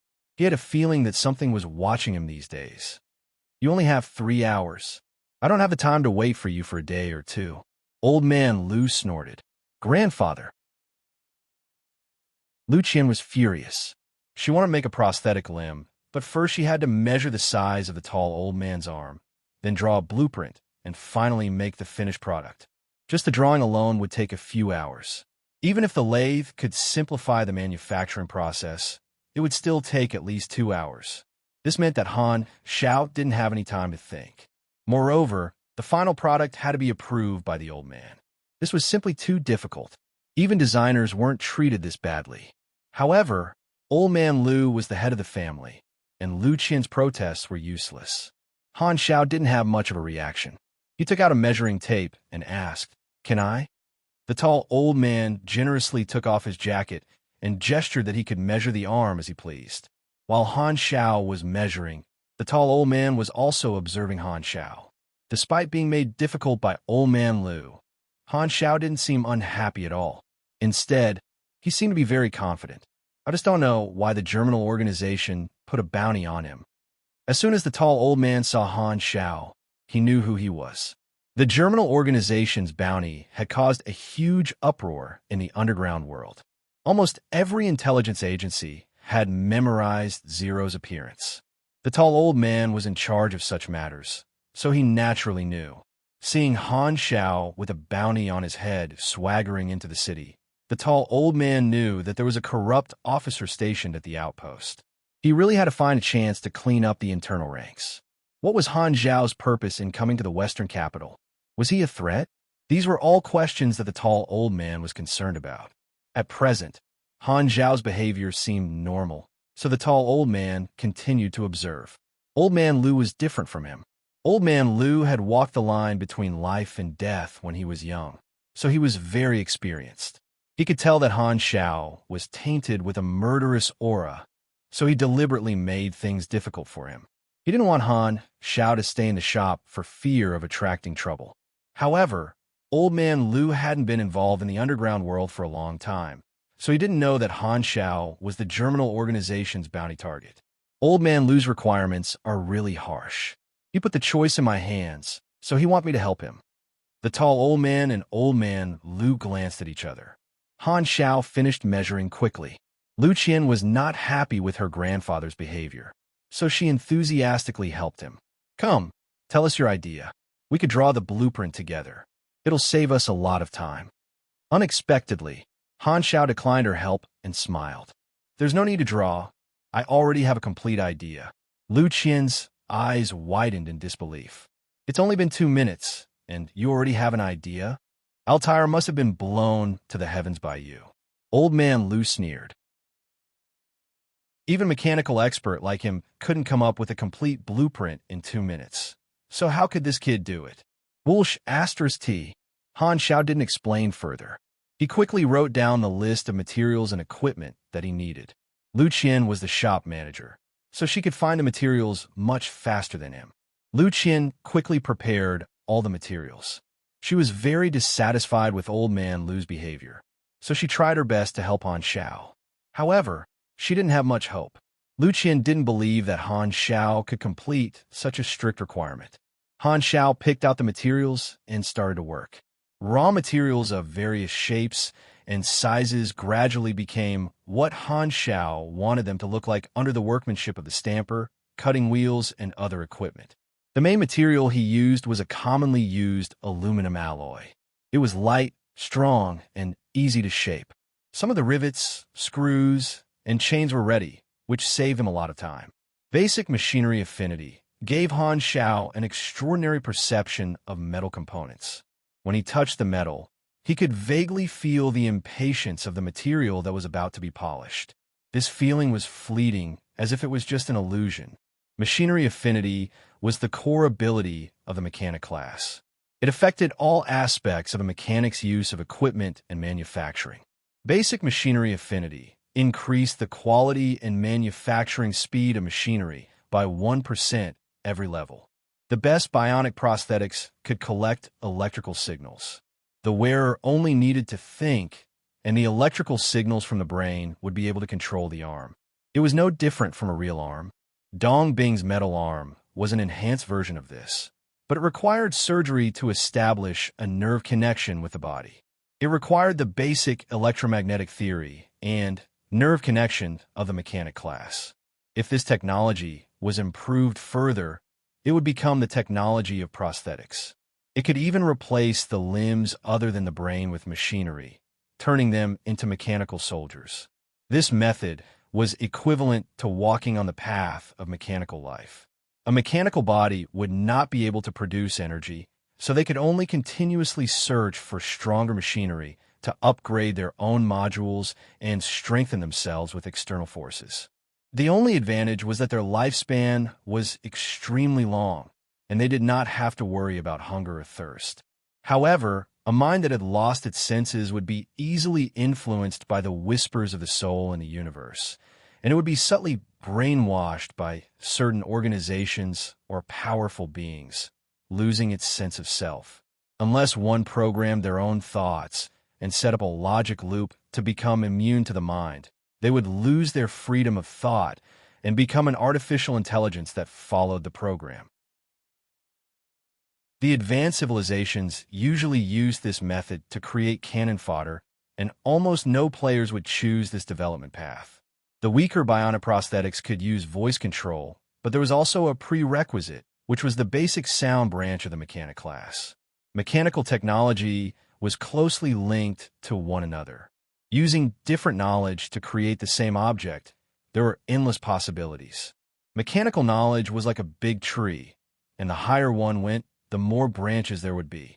Han Shao took a step back and moved the principle of the lightweight mechanical arm to the bionic prosthetics. With mechanical power as the core, he weakened the power and used batteries as the energy source to prevent it from polluting the environment like the lightweight mechanical arm. The transmission of force was completed by the traction cables between the bones of the prosthetics. They acted like tendons, following the movements of the wearer's broken limb to complete the coordination. Chapter 23. As the parts were quickly polished by various equipment, assembled, and welded together, everyone could see that this was the prototype of a prosthetic limb. What was even more surprising was that Han Shao did not create any extra parts from the beginning to the end. He did not waste any time, which proved that he really came up with a draft within 2 minutes. "Oh my God, is he really going to make it?" Old Man Lu murmured. Lu Qian glared at him. Grandpa was up to no good. Noticing everyone's surprise, Han Shao almost laughed out loud. The blueprints were ready-made. Even if he wanted to lose, it would be a piece of cake. You have created bionic prosthetic left arm, mechanical type, and gained 2000 EXP. It took Han Shao 2 hours and 33 minutes to create a metallic prosthetic skeleton. Everyone in the room was an expert. The shape of the prosthetic skeleton was very suitable for human dynamics. It was powered by sophisticated parts, chains, and a large battery. It looked brand new. Everyone was shocked. It was really done. Lu Qian covered her mouth as her eyes flashed with disbelief. A thought surfaced in her mind. What a treasure! As long as you cover the skeleton with a layer of silicone skin, it will look real, Han Shao explained. Stop talking nonsense. Just try it. Old Man Lu swallowed his saliva. Although Han Shao had indeed surprised him, the initiative was still in the hands of his old friend. He was confident that he could chase Han Shao away. The tall old man had no choice but to pick up the artificial limb and take a look at it. He immediately fell in love with it. As soon as he connected the broken limb, he realized that it was very soft to the touch. It was not like other artificial limbs that were rubbing against his skin like a sponge, but it was very tight. The tall old man did not want to wear artificial limbs in the past because they hindered his movement. However, the artificial limb that Han Xiao made did not have this limitation at all.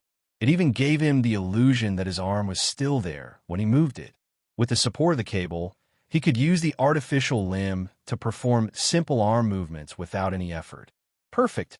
That was the only word that could express how Old Man Gao felt at the moment. What do you think? Will this work? Old Man Lu calmly drank his wine. Everything was under his control. It was time for him to show off his skills. Lu Qian looked at the tall old man nervously. She was afraid that he would say no. The tall old man was in a dilemma. On one hand, it was a friend's request, and on the other hand, it was his personal feelings. Which was more important? There was no need to consider this question at all. This thing is not bad. I'm very satisfied. Old Man Lu spat out a mouthful of wine. He choked and coughed as he glared at Manager Gao. What happened to being teammates? You're not playing by the rules. If you like it, I'll give it to you. Han Xiao was not surprised at all. The tall old man nodded. I'll remember this favor. Old Man Lu was stunned. Weren't these materials for my family? If you want to talk about favors, it should be my favor. Have you asked me for permission to present you with borrowed flowers? Does that mean I can stay? Han Xiao smiled faintly. Old Man Lu's face alternated between green and red. He could only pinch his nose and admit defeat. He turned around and went upstairs. Out of sight, out of mind, and out of mind, he left behind an indignant sentence. If you want to stay, then stay. I'll see how long you can stay. Lu Qian was excited. She waved her little fist in the air. The tall old man smiled at Han Xiao, waved his hand, and left. He walked out of the alley and got into a black bulletproof car that had been waiting for him for a long time. The driver respectfully handed over an encrypted phone. The tall old man dialed a number. His aura changed completely. He was a completely different person from the calm old man from before. He said in a deep voice, "The Germinal organization has placed a bounty on Zero's head. His coordinates are, tell the intelligence department to keep a close eye on him. I've had brief contact with the target. I suggest you test him gently. Unless absolutely necessary, do not use force." Traitors of the Germinal organization had always been highly sought after by the Six Nations in order to obtain information about the organization. Unfortunately, the traitors in the past were all small fries, and Han Xiao was the only traitor that the Germinal organization had put a bounty on. Perhaps Han Xiao held some very important information. Therefore, the tall old man decided to test him carefully. Han Xiao retracted his gaze. His performance should have made the tall old man feel that he was not a threat. It was a good foundation for them to interact. There were 3 benefits to coming to the repair shop. First, Old Man Lu had a complete collection of mechanic class knowledge, which saved him the time of searching for class knowledge. Second, the repair shop could be used as a hiding place to avoid being hunted down by the Germinal organization. The Germinal organization had spies in all of the 6 nations, but this repair shop was one of the few locations that the Germinal organization did not know. Even if the enemy really chased after them, even if the sky fell, there would be someone tall to hold it up. Conservatively speaking, Old Man Lu's combat strength was enough to beat up the current Gila. Although Old Man Lu looked like a sloppy old thug, in reality, he was hiding a strong combat strength. He was one of the few Grade D supers on planet Aquamarine. In the novice planets of version 1.0, the strongest person was at most Grade C, which was enough to be considered tyrant. Even in the galaxy, he could be considered a backbone. There was a famous theory behind the mechanic class that said, if the endurance of a normal person is the limit of a machine, then more than 90% of inventions will be limited. Only a strong individual can use stronger machines. As they grew, the restrictions on the use of machines became stricter. Some of the stronger machines could only be used by mechanics, and the other 4 classes could not use them. The mechanic class did not always fight with huge guns and huge cannons while wearing mechanical suits. High-level mechanics used different machines as the core of their battle tactics, and they could create many different battle modes, such as assault, control, assassination, defense, long range, and so on. There were many possibilities for robot armies, launchers with firepower coverage, mechanical suit warriors, mechanical pugilists with high-tech cold weapons in close combat, virtual illusions, fortress deployment, and even modifying themselves into mechanical bodies. There are many possibilities. In the official information given by Galaxy, the introduction of mechanics was as follows: proficient in using mechanical weapons in battle with the ability to assemble at high speed, excellent all-rounder. The most important term was high-speed assembly. After learning high-density material compression technology and elementary spatial technology, mechanics could fold huge weapons into metal pieces the size of a finger and carry them around with them. When triggered in battle, they could instantly expand and return to their original state. Energy was the energy reservoir of the Esper class, the attack power of the Pugilist class, the magic source of the Mage class, and the psychic energy reactor of the Psychic class. The energy of the Mechanic class was, of course, not just for decoration. When one's energy reached a certain level, it could replace the use of hands, lathes, and equipment, creating new machines from scratch at high speed in battle. As long as there was not a lack of raw materials, a mechanic's weapons would be endless. Of course, the prerequisite was to learn instant disassembly and assembly and some other class knowledge. Because the inventory of the players was real weight, only the mechanic class, the mage class, and the extremely rare Space Esper class could achieve the effect of a space bag. The third benefit was the most important. The repair shop was related to a hidden storyline, and they could obtain a few early blueprints of the mechanic class. Old Man Lou would leave the repair shop in the future and leave behind a password-protected box containing blueprints that he had studied for many years. He asked Lu Qian to pass it to her father, Lu Cheng. Lu Cheng was a rogue warlord, and Old Man Lou had always had a bad relationship with his son. In Han Zhao's previous life, a mechanic player had run dozens of complex missions before finally obtaining the password to open the box. After that, he had spent a lot of effort to gather the materials. After completing the creation, the rewards were immediate. His combat power soared, and he became the king of the PK field. His record was 38 consecutive wins. Even when 3 players of the same level fought him together, they were still beaten.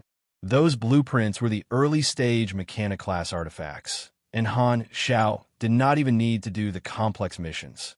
He knew the password from the start. The hidden storyline was a competitive mission. Although only one person could complete it, the other players would also know the password after completing the missions. Later on, someone posted a post on the forums, and that was how Han Xiao learned about it. Old Man Lou left the password-protected box after the open beta, and Han Xiao took advantage of the fact that he was close to Old Man Lou. For the sake of those artifacts, it was worth it. I'll tell you about the treatment of apprentices. The monthly salary is 1,000, and the meals and accommodation are included. There's an empty room on the 2nd floor, and your normal job is to perform mechanical maintenance and complete customer orders. Is that okay? Lu Qian looked at Han Xiao anxiously. She had seen Han Zhao's capabilities and was worried that such a salary would anger him. However, she did not have any extra money. I can accept. Lu Qian was overjoyed and immediately liked him. The 2nd floor was a full living room with a living room, bathroom, kitchen, and a few bedrooms. Lu Qian brought Han Xiao to his bedroom. There was a wooden bed without a mattress, a wardrobe, a bookshelf, and a small workbench. This is your room. Lu Qian handed the key to the room to Han Xiao and enthusiastically helped him to clean the room. 1,000 was not even enough for a month's food. Lu Qian could not be more satisfied with Han Xiao. Where else could she find such good labor at such a low price? This kid is probably stupid. I have to treat him well and not let him run away. Chapter 24. Lu Qian cleaned the room and left. Lying on the bed, Han Xiao closed his eyes comfortably and relaxed his body. Now, All he had to do was wait for Division 13 to come knocking on his door. I'm still not strong enough. Han Shao was very clear that if he wanted to deal with the Germinal organization, he would need to rely on his own strength. Furthermore, if he wanted to impress Division 13, he also needed strength. Currently, there were no opportunities for him to do missions or fight monsters, so he only needed to do technical work.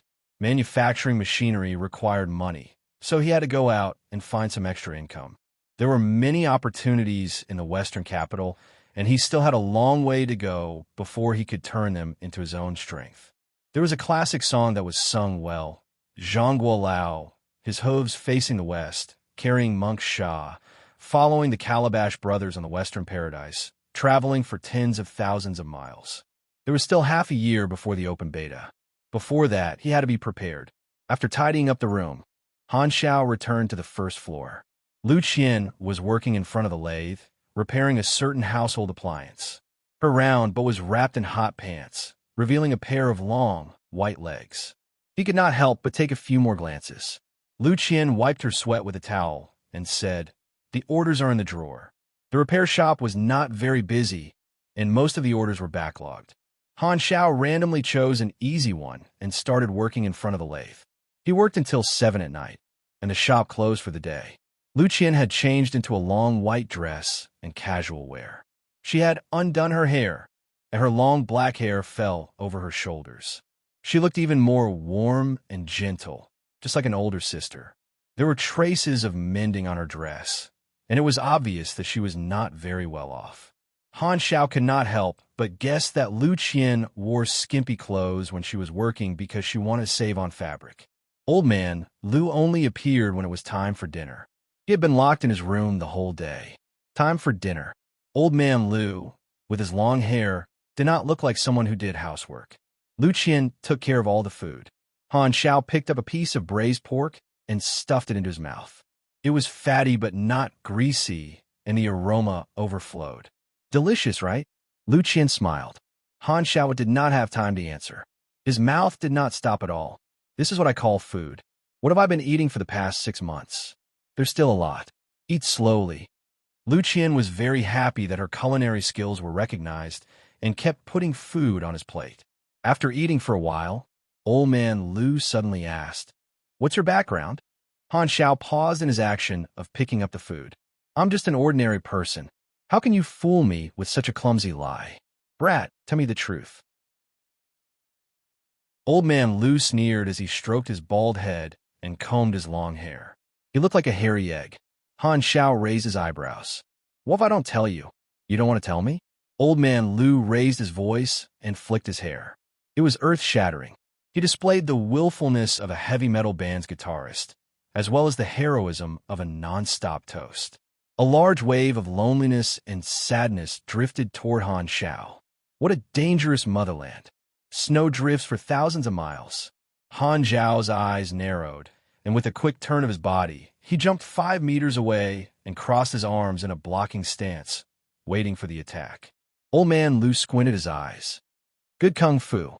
Could it be the legendary 4 old Black Goose ballet footwork? You're knowledgeable. That's all there is to it. I still have a move called 3,000 feet of white dust. Those who touch it will die, and those who touch it will lose their soul. Do you dare to take this move? Old man Lu twirled his long hair with 2 fingers. It was as if he was holding a weapon. He had the bearing of a great master. There's such a powerful kung fu in this world. Han Zhao's expression changed. My realm is not something you can understand. Old man Lu snorted. Lu Qian smiled amiably. A black cloud of lightning and thunder condensed behind her. It was like the Dharma form of heaven and earth. She tapped the table with her chopsticks and said indifferently, "Sit down and eat." The two returned to their original seats in the blink of an eye. Their faces were calm, as if nothing had happened. The western capital was vast.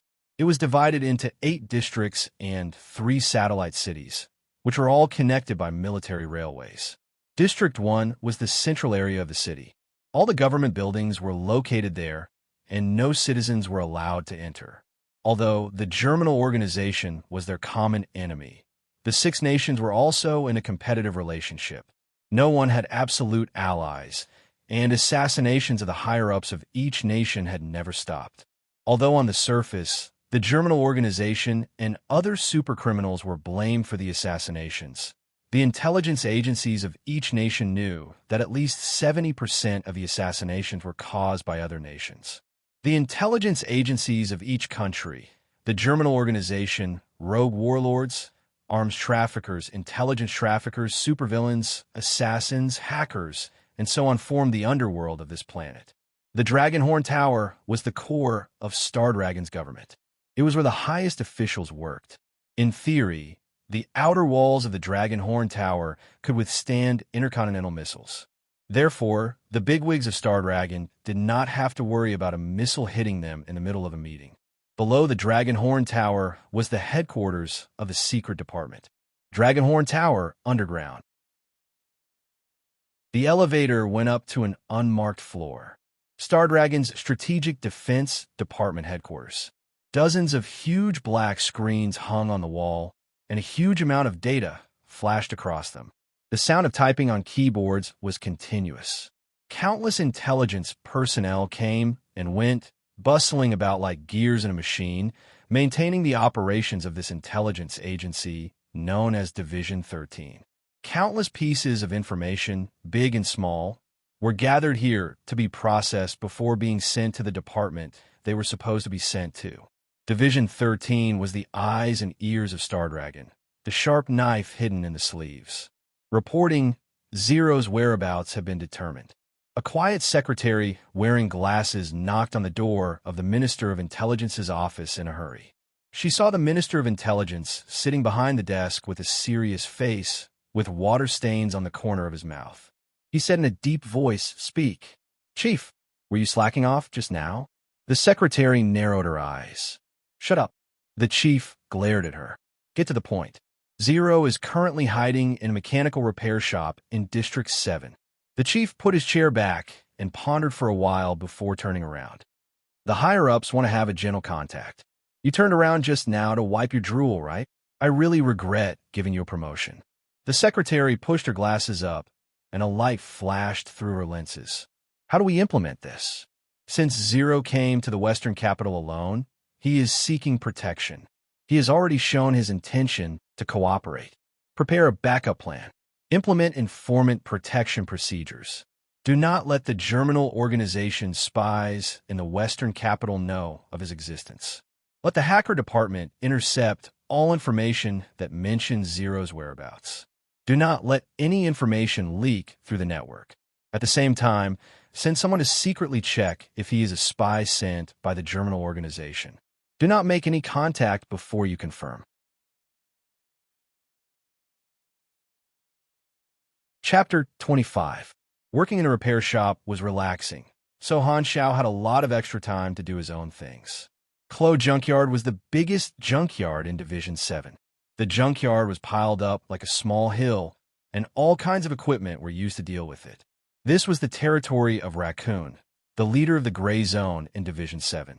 As long as there was law and civilization, there would be no way to avoid these kinds of gray people who would form cliques to take advantage of others. They were like shadows under the sun, not to mention in such a chaotic social environment. Although the West capital was the capital of Star Dragon, there were many spies from other countries and forces lurking in this city. There were also many arms dealers, intelligence dealers, and darknet assassins operating in the dark. These kinds of shady forces were the local tyrants. Although they were quite well known in the West capital, they weren't really important. Han Xiao wore a mask and walked into the junkyard. He was stopped by a few fierce-looking men. "Kid, this is not a place you should be." A bald, brawny man blocked Han Xiao's path and sized him up with evil intentions. With Han Xiao's thin physique, he was as easy to bully as a sheep in their eyes. "I want to see Raccoon," Han Xiao said calmly. The group of workers laughed as if they had just heard the funniest joke in the world. "We don't have time to play house with you. Go home and find your mother, or we will break your legs." The bald man waved a wrench in his hand and threatened. "So Raccoon let a small fry like you speak for him? What did you say?" The bald man was furious and grabbed Han Xiao's collar. Han Xiao stared at him and didn't say a word. He put his hand on the bald man's wrist and squeezed it gently. The bald man felt a sharp pain in his wrist and subconsciously let go of his hand. He looked at his wrist and was shocked to find that there were a few purple finger marks on it. "Friend, where are you from?" The bald man's face changed and became alert. At this time, the bald man suddenly tilted his head and listened to the mini earpiece hidden in his ear. He put away the hostility on his face and stepped aside. "The boss wants to see you." He followed Wu Ku to a rest stop inside the junkyard. A thin man was sitting on the sofa with one leg crossed over the other. He was holding a glass of red wine with 2 fingers. Just by looking at his appearance, it was hard to imagine that he was Raccoon, the boss of Division 7. Raccoon said casually, "I heard that you want to see me. What's your name?" "Technician Han." Han Xiao said casually. Raccoon sneered. "If I think you are wasting my time, you should know what will happen to you." It had been a long time since a stranger had dared to approach him for a collaboration, and it was a young man who was still wet behind the ears. Out of curiosity, he wanted to meet Han Xiao. Han Xiao raised his eyebrows and suddenly reached out his hand. Like a phantom, he swept past the bald man's waist. Before Raccoon could see clearly, there was already a pistol in his hand. The bald man was aghast. He hurriedly touched the back of his waist and found that the hidden gun had been taken away. The lackeys behind Raccoon immediately pulled out their guns and aimed at Han Xiao nervously. "What is the meaning of this?" The Raccoon paused, and his heart was beating like a drum. He was very clear about the strength of the bald man. He was his right-hand man and could easily defeat 10 people. However, he could not keep up with the movements of this young man. Where did this person come from? Han Zhao's fingers moved like a Rubik's Cube. The gun was like a withered flower. In the blink of an eye, it turned into parts and scattered on the ground. Firearms are the products of big organizations. I can help you save the cost. All I need is a small reward. Raccoon was moved. This kid in front of him knew how to make guns. Firearms were the hard currency of the gray area. The price of firearms in the black market was very expensive. It was a complete ripoff. Knowing how to use a gun and knowing how to make guns were 2 different concepts. Mechanics who knew how to make guns were very popular. A local organization like Raccoon could not attract mechanics who knew how to make guns. Now that a proper mechanic came to him, Raccoon felt that this was an opportunity. "How do you want to cooperate?" "I'll make a list later. You provide your own materials and parts. I'll be responsible for the manufacturing and assembly. I'll come here every morning to work for 2 hours. The manual fee is 1,500 per handgun. Also, I want to take away the mechanical trash that I like." Han Xiao had studied the firearms of the Germinal organization thoroughly. He could easily make basic firearms. Raccoon tried to bargain. "The materials are all mine. I can only give you 1,000. Han Xiao turned and left without another word. Raccoon panicked. He only wanted to test Han Xiao's bottom line. He did not expect such a big reaction. No, we'll go with your price," he said hurriedly. A handgun in the black market cost 3,000 to 4,000. Han Zhao's manual fee was still within Raccoon's acceptable range. "You prepare the lathe and the materials. I'll come over tomorrow. I'll go get some mechanical trash first." Han Xiao knew that a skilled mechanic would have a lot of power in this kind of negotiation. Furthermore, Raccoon did not know his identity and combat ability. Raccoon's eyes darkened.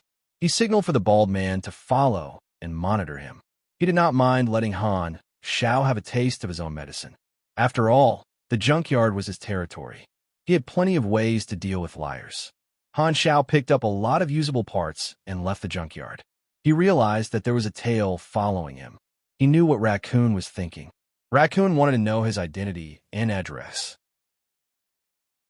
After leaving the junkyard, Han Xiao quickly took a few detours to get rid of his stalker. This way, Division 13 will also know my abilities as a mechanic. Han Xiao thought to himself. With Division 13's intelligence network, it would be easy for them to find out that he was working for Raccoon. This was also a way for him to show off his strength.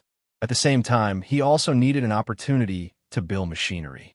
Although mechanics were weak in the early stages, they had their pros and cons compared to combat professions. Mechanics were more favored by factions. They could earn contribution points very quickly. As for why he chose raccoon, there was no other reason other than the fact that it was close enough to save him time. After returning to the mechanic shop, Han Xiao was questioned by Lu Qian. He had already thought of an excuse. He pointed at the big bag of parts he had brought back. I went to the junkyard to get some goods. Junkyard? That place is not safe. Don't go there in the future. Lu Qian did not think too much about it. As long as it did not affect the order, she did not care about Han Zhao's free time. She had a natural fondness for people who did not have high demands for their salary. Han Xiao put down the parts and focused on the interface. He still had a lot of potential points that he had not used yet. It was just enough for him to finish learning the remaining 2 basic knowledges of the ARM branch. The maintenance shop had a complete set of basic knowledge for mechanics. There were few places more suitable for the early stages of a mechanic than the maintenance shop. The knowledge books were all from Old Man Lu's private collection. Han Xiao went to ask Old Man Lu for the books, but he was unsurprisingly rejected. I want to read the mechanical knowledge books. Go away. There are no books for you to read. Don't be so stingy. Just treat it as funding an outstanding youth to nurture potential employees. Your skin is thicker than I thought, but it's useless. I just don't want to show it to you. What can you do? This was a good question. What could Han Xiao do? The next day, when Lu Qian handed the stolen books to Han Xiao, Old Man Lu was so angry that he beat his chest and stomped his feet. Why do I have such an ungrateful granddaughter? Lu Qian also had the key to his room, so it was obviously impossible for him to take it back. Old Man Lu was so angry that his teeth were itching. Just you wait. This old man will get his revenge sooner or later and kick you out. Basic weaponry in Basic Material Encyclopedia were the last 2 basic class knowledges of the ARM branch. Han Zhao's level 20 promotion mission was to learn 1 class advancement knowledge. The prerequisite was that he had to learn 5 basic knowledges of the same branch. The player's promotion missions were not fixed. His level 20 promotion mission was the most difficult. On the novice planets, promotion knowledges were very rare.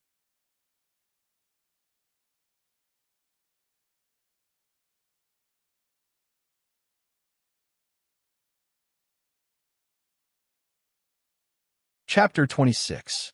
Basic Weaponry included basic firearms and cold weapons manufacturing knowledge. It reduced the number of times required to master basic firearms blueprints and increased the efficiency of weapon manufacturing. Basic Materials Encyclopedia was the core knowledge of the weaponry branch. The basic attributes of mechanical equipment were determined by the raw materials used. The new generation of raw materials could even revolutionize the technology and improve the overall quality of mechanical equipment. Many synthetic materials were prerequisites for high-level machinery. You have learned 5 basic knowledge of the weaponry branch. You have learned the skills, basic refining, and overload. You have learned the blueprint, robot, ranger. Basic refining allowed him to refine materials and increase the grade of materials. Skills with the word basic or simple were usually the basic core skills of a class. After reaching the advanced level, molecular refining could directly change the properties of materials. Materials were also graded like equipment. The higher the quality, the higher the value. Even materials of the same quality had different grades. For example, a common raw material, iron rock, cost 13 aquamarine per pound, while iron rock, which was refined into iron rock, cost 45 aquamarine per pound. Materials also had their own characteristics. For example, metals that were suitable for energy transmission were not suitable for making armor. Overload, active skill, consumes energy, increases the power of machinery by 30 to 50% for a short period of time, greatly reduces durability. For example, the lightweight mechanical arm that Han Xiao had once used. Once overload was used, its attack and defense would increase by 30 to 50%. With his 120 energy points, he could only use it for about 10 seconds. Finally, I've learned an active skill. Han Xiao was excited. There were very few active skills in the early stages of the mechanic class. If only he had one when he was escaping from the Germinal organization, he would not have had such a hard time escaping. Robot, Ranger was one of the easiest blueprints to obtain in the early stages. It was a low-tech multi-purpose robot that could be equipped with various equipment and machinery. It could be used for combat, exploration, defense, support, and even self-destruct. A high level of versatility meant that there were not many key points. Han Shao knew that the logistics teams of many guilds used the support type of ranger for exploration and mining. Some of the blueprints for mechanics had already existed, while others had not. The situation was different on every planet. 2 potential points for so many skills. What bargain? Old Man Lu walked over and asked curiously, "You've been so excited since the beginning. What are you doing?" Han Shao glanced at Old Man Lu and said, "Don't you think it's weird for you to be strolling around here? Disharmony? Why?" Old Man Lu lowered his head and looked at his beach shorts. He shook the bottle of wine in his hand and burped. He didn't think there was anything wrong with it at all. Lu Qian put down the welding torch in her hand. Her face was flushed with sweat from the heat wave. She rolled her eyes through her protective glasses and said in a stiff tone, "It's working hours. Irrelevant people, please leave as far as possible." Stinky girl. Old Man Lu mumbled to himself as he downed a mouthful of wine. Then, he leisurely went out for a stroll. "Boss, do we fix things here?" As soon as Old Man Lu left, a middle-aged man came in. Han Shao looked over and found that the middle-aged man was also looking at him. When their eyes met, the middle-aged man looked away. Han Shao was slightly startled. He immediately lowered his gaze and noticed that the middle-aged man's footsteps were steady and powerful. He immediately understood something, but his expression did not change. There was an 80% chance that this person was an intelligence agent from Division 13 sent to test him. Lu Qian walked up to him with a polite smile on her face. "Hello, may I ask what you want to fix?" "My car broke down. It's at the intersection." The middle-aged man looked past Lu Qian and observed Han Shao. "Okay, no problem."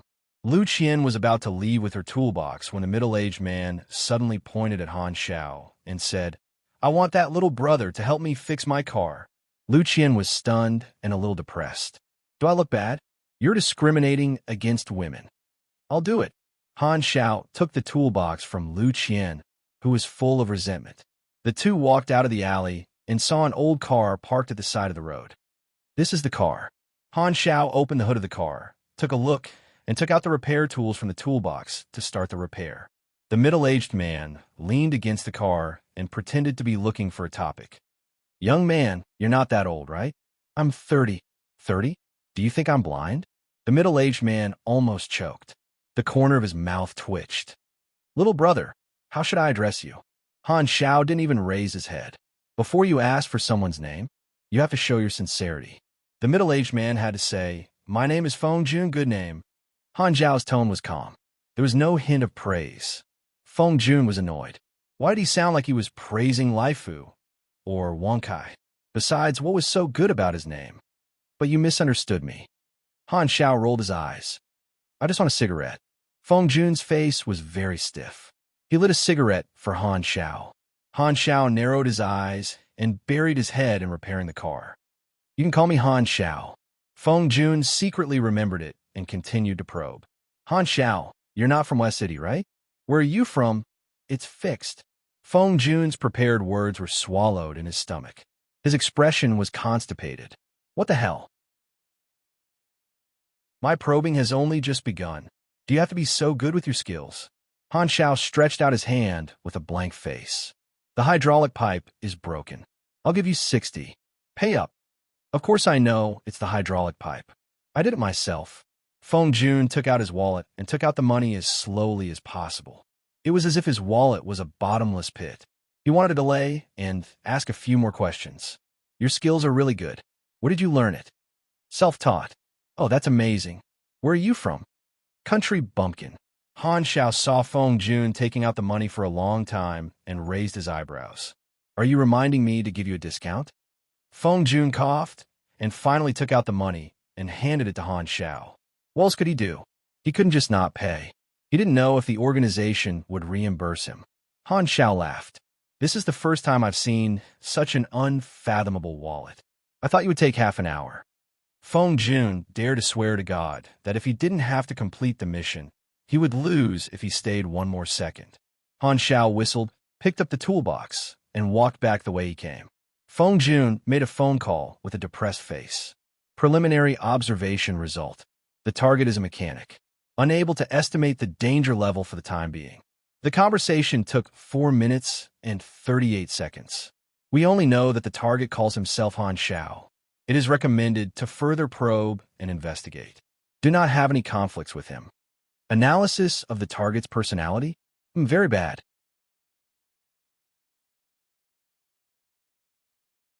Chapter 27. The next 10 days were peaceful, and Han Xiao maintained his routine. He went to Crow's junkyard in the morning to make guns for the raccoon. Every day, he would be paid, and every day, he would be credited to his account. He would also find a lot of usable mechanical parts at the junkyard and use them to make ranger robots. Han Xiao would hide the completed parts in his room and weld them together when he was done. The rest of the time, he would stay in the repair shop to deal with orders. The intelligence agency had not given up on probing him, and every day, different intelligence agents would come in 2 or 3 batches. Lu Qian thought that her business was finally improving, and she was so happy that she would cook 5 dishes and a soup to reward Han Xiao every day. Sometimes, when Han Xiao walked past her, he would hear Lu Qian mumbling words like expansion and chain, which scared him so much that he would break out in cold sweat. He felt like he had given her an illusion. Sometimes, Old Man Lu would walk around Han Xiao, trying to figure out his origin from his assembling skills, but it was all in vain. Han Xiao was completely self-taught, and his skills were untraceable. Old Man Gao often came to compete with Old Man Lu in chess. To be honest, Han Xiao did not see the point of competing with Gamoku at all. He would often chat with Han Xiao, and Han Xiao was happy to do so. Slowly, Old Man Gao's impression of him improved. In the technical work of the mechanic class, manufacturing was the most rewarding, followed by strengthening, then repairing, and finally assembling. Since he did not have the opportunity to obtain any advanced knowledge, Han Xiao used the experience to level up the 3 skills that were closest to the max level: Basic Machinery Affinity LV, Basic Combat LV, and Basic Shooting LV. 6 to gain more potential points. Coincidentally, the requirement for Mechanic Novice was to learn Intermediate Machinery Affinity, and Basic Machinery Affinity had to reach the upper limit of LV5. Machinery Affinity was the core skill of the mechanic class, and it was the prerequisite for many blueprints and skills. Although his 15 potential points seemed like a lot, when it came to using them, they would be spent faster than water. He had a deep understanding of this. If he had not spent so many potential points in the past, he would not have had to spend tens of millions of anas, the universal currency, to buy the magic civilization's water of oblivion. Instead, he would have been emptied by those profiteers and mages. At Crow's junkyard, Han Xiao operated the lathe and assembled a Type 73 Wasp pistol. Raccoon handed a stack of cash to Han Xiao. Han Xiao didn't count it and stuffed it into his pocket. That's all for today. I'm leaving. It's all thanks to you.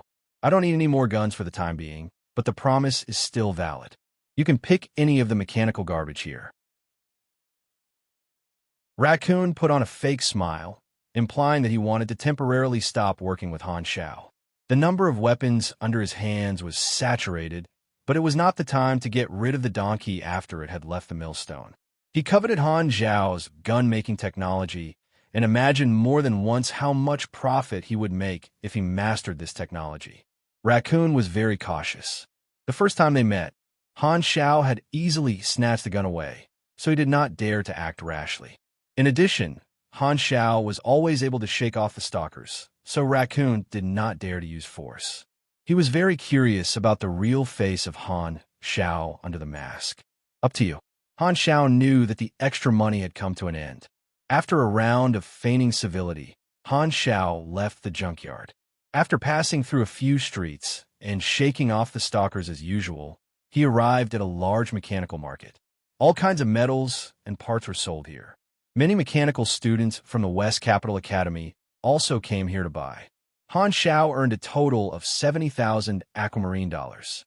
He bought all the materials for the Ranger robot, and also the materials for the lightweight mechanical arm. Money came and went quickly. After moving the materials back to the repair shop, Han Xiao closed the door and started to build the robot.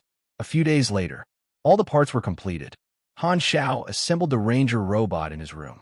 The robot was 2 meters tall, and its outer layer was welded with thin armor to protect the gears, precision parts, wires, and energy sources inside. Its upper body was humanoid, and its oval head was retracted into the torso. There was no neck, and a pair of mechanical eyes were equipped with a simple remote control and imaging system. The chip was a regular product, and its computing speed was average. There was a pair of mechanical arms on both sides of the torso, and the elbows and shoulders were bearings that could rotate like a human's arms. The fingers were transformed into gun barrels, and the firing range was 170 degrees in front of the robot. The waist could rotate 90 degrees to the left and right, and the ribs were equipped with magazines. The bottom part of the robot was equipped with caterpillar tires. It was like a small tank. The system prompted him to name the robot. Han Xiao named it the First Generation Ranger.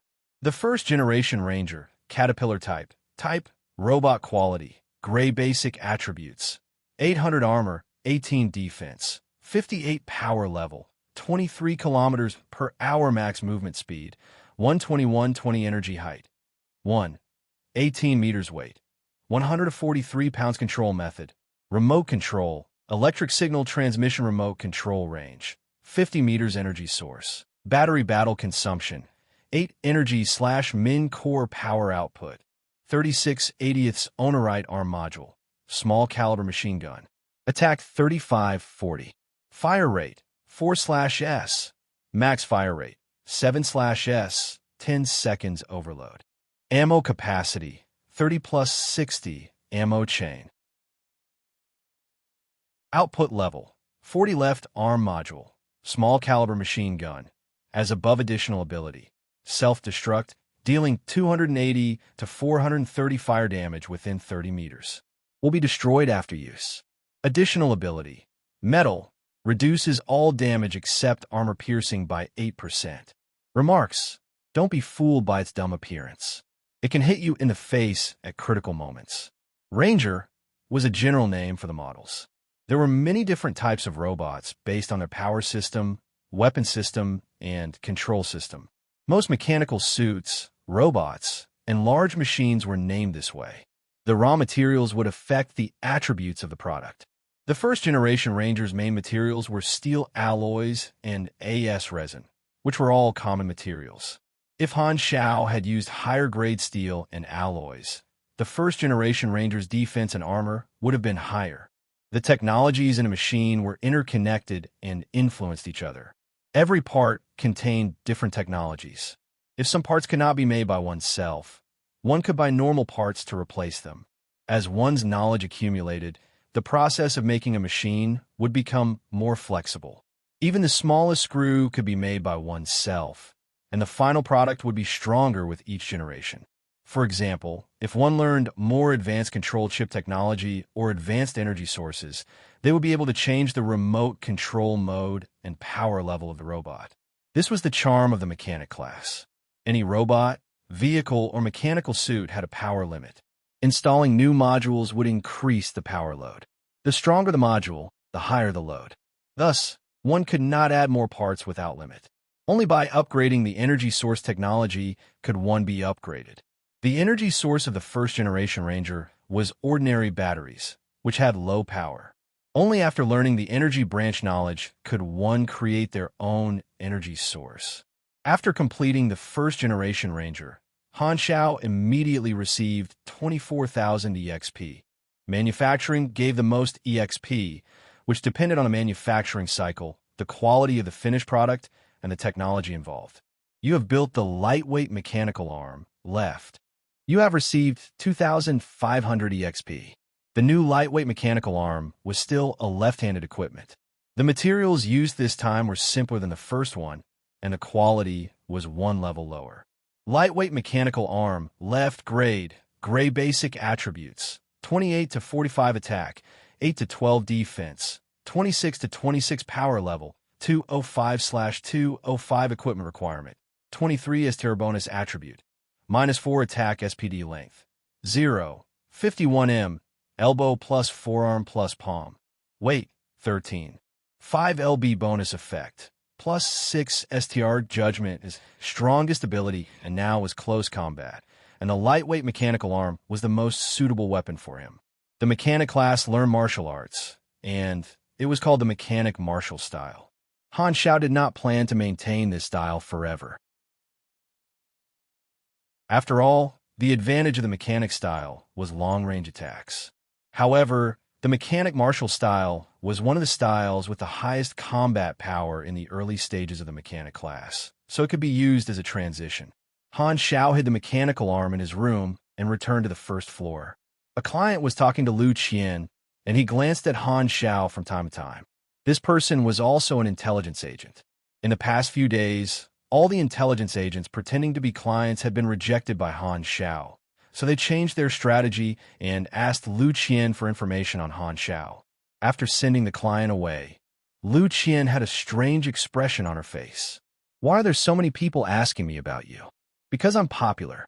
But they're all men." Han Zhao's expression froze. "You've misunderstood. Don't worry, I won't discriminate against you." Lu Qian chuckled. No matter how he looked at it, Han Shao felt that this smile was very strange. "You've definitely misunderstood." Suddenly, Han Zhao's heart skipped a beat. The system had a new notification. "You have triggered the Grady mission pursuit. Accept/decline?" Han Shao was slightly stunned. "How did I trigger this mission?" "Accept. Mission tip. Some people have already set their eyes on your high bounty. In a place where you can't see, they are ready to make a move with hostility. On the other hand, some organizations are also waiting for your performance. What do you choose to do?" "Mission requirements. Successfully escape the pursuit. Reward, 10,000 EXP. Special reward. 1 skill upgrade card, basic." It was obvious that some people had their eyes on his bounty. Han Shao rolled his eyes at the some organizations in the mission hint. He did not need a guess to know that it was Division 13. Putting the two together, Han Shao had a new guess. Perhaps Division 13 had deliberately leaked information about him to one of the pursuers to test his combat ability. If that was really the case, this group of people definitely had limited destructive power and were easy to control. Division 13 would not tolerate large-scale destruction in the nation's capital, so they would not easily leak information about him. The reward for a Grady mission was nothing special, but the special reward made Han Shao slightly more interested. The skill upgrade card could immediately increase the level of the skill by 1 level, which was very useful to him. The special reward corresponded to the hidden requirement of the mission. The clues were all hidden in the mission hint. Han Shao believed that the hidden requirement of this mission was to kill all the pursuers. The enemy could appear at any time. It's best not to stay in the shop, Han Shao thought. Since the pursuers were not strong, he did not want to rely on Old Man Lu's strength. After thinking for a while, a suitable battlefield popped up in his mind.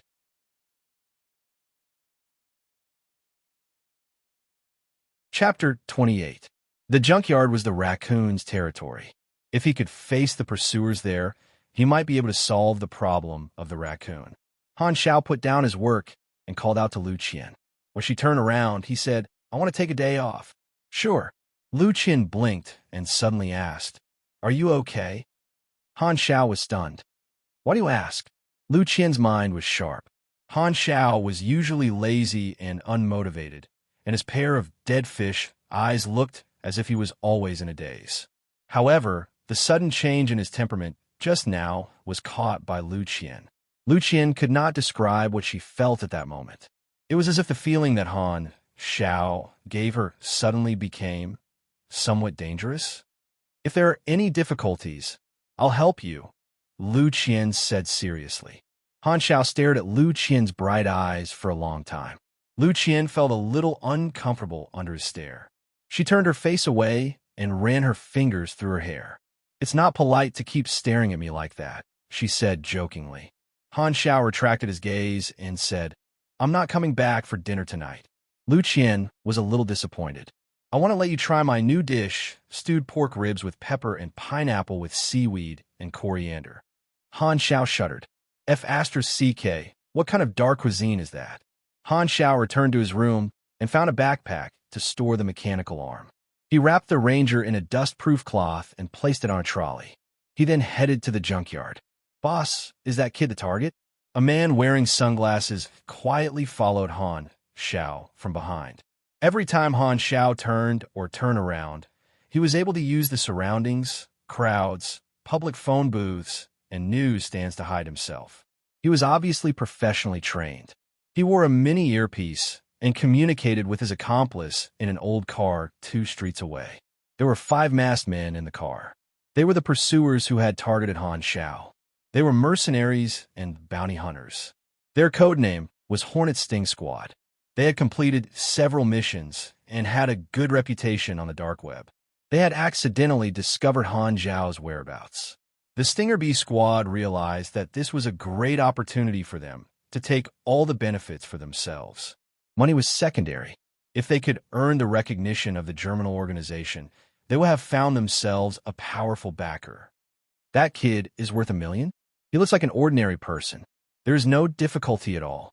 The second in command of the team, the long-haired guy, curled his lips.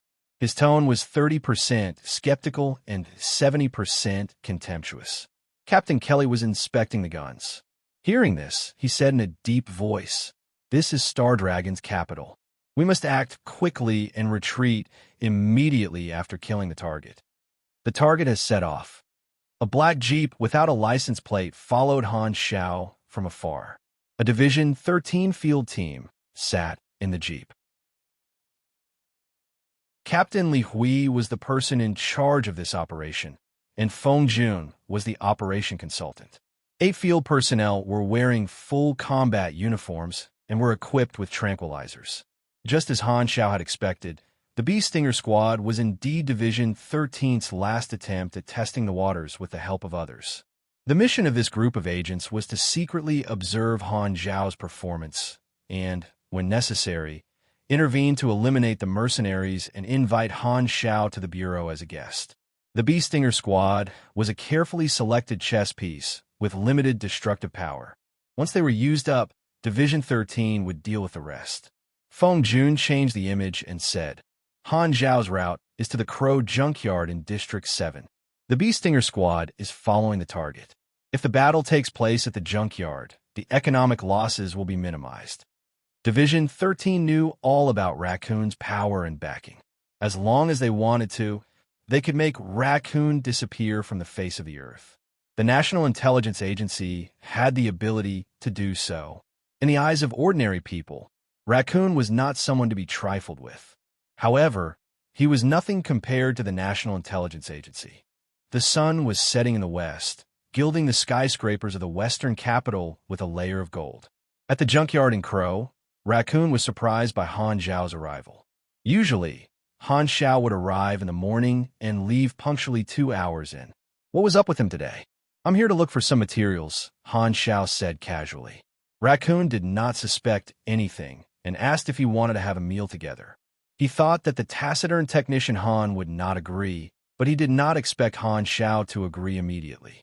It was as if he had been waiting for him to ask. Raccoon was stunned for a moment before he reacted. Han Xiao took off his mask, and Raccoon saw his face for the first time. He felt that he looked familiar, but he did not think too much about it. Although the Darknet had a bounty on Han Xiao, it was on another level. Normal people did not know much about his background. Raccoon's influence was limited to the small area in District 7 of the Western capital. He rarely logged on the Darknet, so he did not have a deep impression of the German organization's bounty. It was like a police warrant. Most people would forget about it as soon as they saw it. Han Xiao wore a mask to keep his identity a secret, but it was no longer necessary. Division 13 would not let his identity be exposed. They would help him get rid of Raccoon. A banquet was set up at the junkyard's rest stop. The two sat down and chatted casually. "How was the gun you made last time?" "Type 73 Wasp. It's a very good gun. Even the military uses it. Other arms dealers charge 6,000 to 7,000 for one gun. You saved me a lot of money." Raccoon's tone was very satisfied.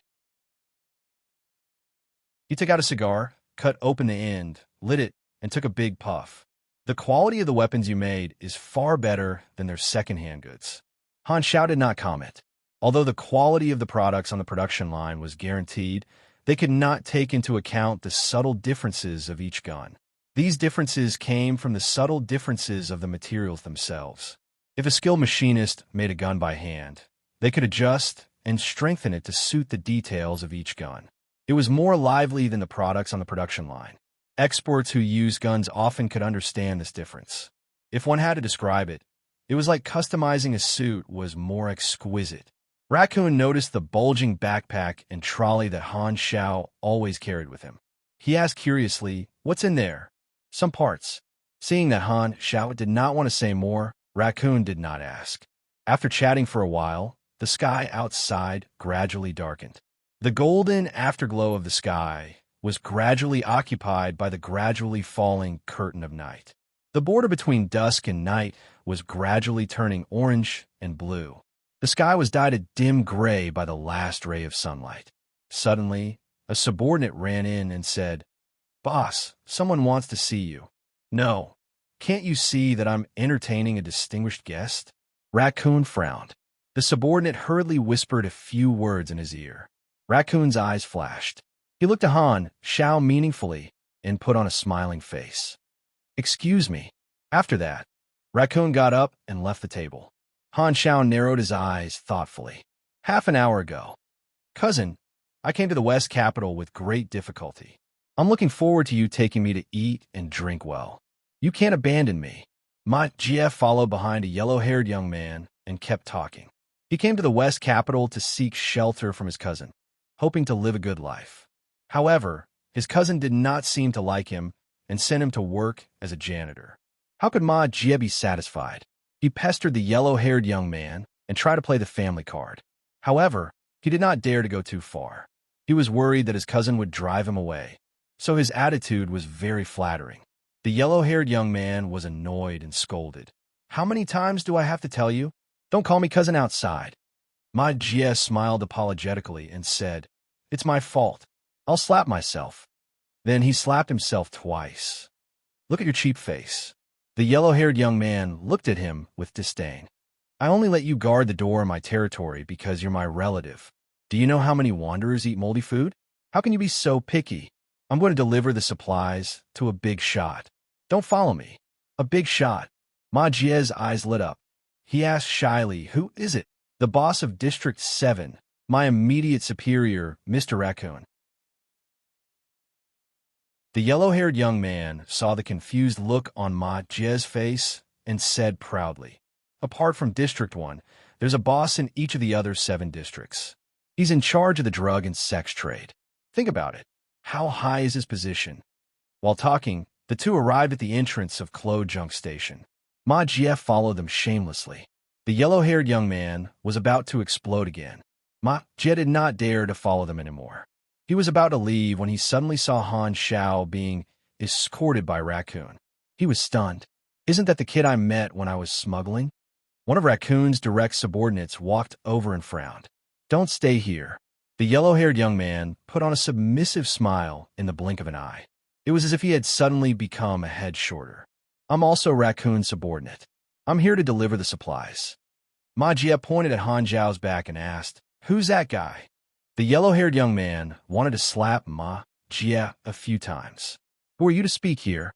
Raccoon's subordinate stopped the yellow-haired young man and answered, "He's an important guest of the boss." "An important guest of Raccoon?" Ma Jie was startled. He immediately felt a surge of jealousy and embarrassment. He had worked so hard to seek refuge with his relatives, but he couldn't even compare to 1% of that Han brat's treatment. How could that unappreciative brat be better off than him? The scene of him bragging came back to him. Ma Jie was embarrassed. "You know Master Han?" Ma Jie said awkwardly, "Not really. I only exchanged a few words with him when we were stowaways." Raccoon's subordinates' eyes lit up. "Come with me.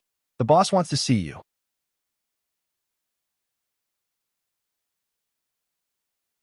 Chapter 29. The two were brought to a room by Raccoon's men. Ma Jie looked nervous and asked, "What do you need me to do?" "It's not a bad thing. That guy is a machinist and knows how to make guns. Our boss has been wanting to kill him for a while now, but he didn't know anything about him, so he didn't do anything rashly. Ma Jie's mind was suddenly filled with excitement. It was a once-in-a-lifetime opportunity to meet Raccoon Boss. Perhaps he would be able to make a meteoric rise in his career and escape his fate of being alone. He glanced at his yellow-haired cousin with an envious expression on his face. There was no need to hesitate to betray Han Xiao. He was not related to him, so why should he care? After waiting for half an hour, Raccoon finally walked in. Ma Jie and Ma Jie hurriedly bowed to him. Ma Jie was in such a hurry that he accidentally knocked over a chair. You know who Technician Han is? Sivit's expressionless face made Ma Jie even more nervous. Beads of sweat formed on his forehead. His name is Han Xiao. He's a rogue. He snuck in with me. This is his first time in the Western capital. He's not related to anyone. That's all. Asked Raccoon. Ma Jie thought that Raccoon was not satisfied, so he quickly added, by the way, he didn't bring anything with him when he entered the Western capital. He was dressed in rags and looked penniless. Very good. Raccoon turned around and was about to leave. As long as you're satisfied, boss, said Ma Jie respectfully. Raccoon paused and smiled. You're not bad. Follow me from now on. Ma Jie's eyes widened. He was overjoyed. I'm rich. After Raccoon left, Ma Jie hurriedly stepped forward and said, Ma Jie, I'll need your help in the future. This time, it was Ma Jie's turn to be confident. He glanced at Ma Jie and said, What did you call me just now? Cool, cousin. Ma Jie and Ma Jie's roles were reversed. Their expressions were natural and unashamed. Ma Jie's vanity was satisfied. He patted Ma Jie's shoulder and smiled. After thinking for a while, he asked one of Raccoon's men, Bro, may I ask you something? How will our boss deal with Han Xiao? That goes without saying. Of course, we'll capture him and torture him to force him to write down the blueprint of the gun. With the blueprint, we'll be able to train our own gunsmiths and then kill him. That's good. Ma Jie was relieved. Less than 3 minutes later, Raccoon returned to the table. He glanced at the untouched dishes and said with a fake smile, Han Xiao, you're right? Looks like you know my name now. Han Xiao smelled the impending storm, but his expression did not change. He quietly put his hand into his backpack and felt for the socket of the lightweight mechanical arm. With a click, the arm tightened, and it could be activated at any time. Only then did he feel slightly relieved. Although he came a crow's junk shop to scam the raccoon, he was used to being careful. There was a lesson to be learned. When he first came into Galaxy, Han Xiao was still a hothead. He treated NPCs like those rigid programs in other games and did whatever he wanted. He had failed miserably more than a dozen times. Even a pig knew to be careful. How exactly did he fail? Han Xiao could tolerate being hunted down by players at his respawn point, but to be hunted down by NPCs for 3 days, stop right there. Even those who talk about dark history need to be pulled out of the room. Raccoon tapped his fingers on the table and said slowly, Hee, I've been trying to guess who you are, but I didn't expect you to be a wanderer who just came to the Western capital not long ago. I have to say, you're very cautious. I only found out about you today.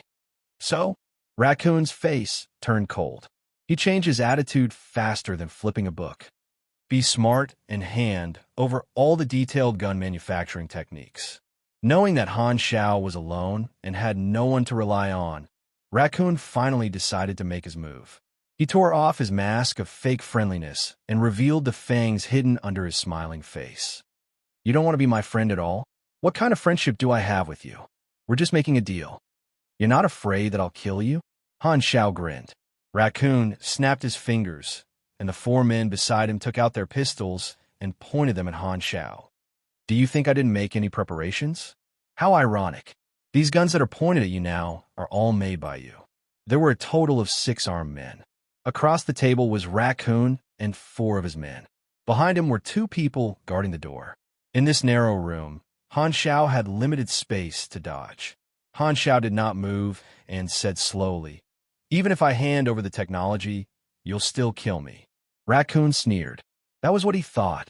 Only a few people had things that were valuable, and he knew the principle of cutting the weeds and eliminating the roots. I hope you can cooperate. At least you can avoid some physical pain. What if I don't cooperate? Some of my men are very good at interrogation. You'll talk sooner or later. Han Shao suddenly put away the laziness on his face. His sharp eyes made Raccoon tremble. You think I have no way to escape? Raccoon noticed that Han Zhao's left hand kept reaching into the backpack. He shook his head and said, maybe you have something in the backpack that you can rely on. But if you do anything, my men will shoot. What if I tell you that the backpack is filled with high explosives? The backpack was only open a crack, so no one could see what was inside. Raccoon sneered. He did not believe this *T. Ma Jie's appearance was purely an accident. Han Shao could not have prepared in advance. Who was he kidding? Han Shao said slowly, I don't know who told you about me, but obviously, that person doesn't know much about me. You can try turning on your computer and entering the dark web to look for the latest bounty. Raccoon frowned. Han Zhao's fearless look made his heart beat faster. Although he had some power in the Western capital, he was just a small local in the entire underground world. He was not qualified to be involved in the dark web, so he did not pay much attention to the dark web and did not know about the German organization's bounty. Raccoon felt that this was Han Zhao's trick to buy time. Furthermore, he was the boss. If he did what someone told him to do, wouldn't it be embarrassing? Han Shao said calmly, if you don't believe me, do you want to take a gamble? Life is always full of surprises. Explosives can do the most damage in a limited space like this. First, there will be an explosion. The shrapnel will shoot out along with the shockwave and cover every corner. Then, there will be a high-temperature flame that will set the house on fire. Everyone here will be burned. But don't worry, you won't be burned to death because you have been dismembered by the first round of explosion. Raccoon's men could not help but take a step back. Han Zhao's words scared them. Raccoon shouted, enough, I'm not interested in joking with you. Stand up, or I'll get someone to shoot. Han Shao shrugged and sighed. Can we talk about this? I'll give you the map.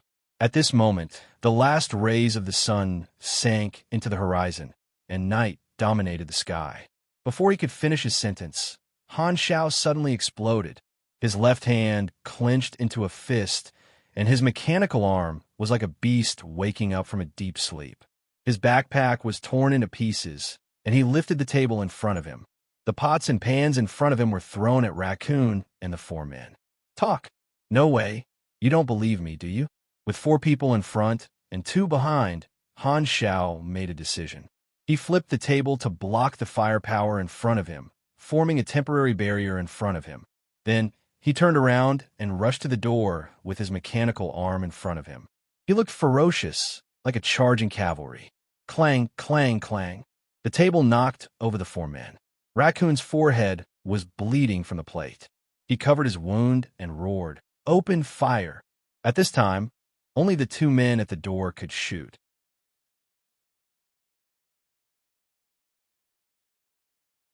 Chapter 30.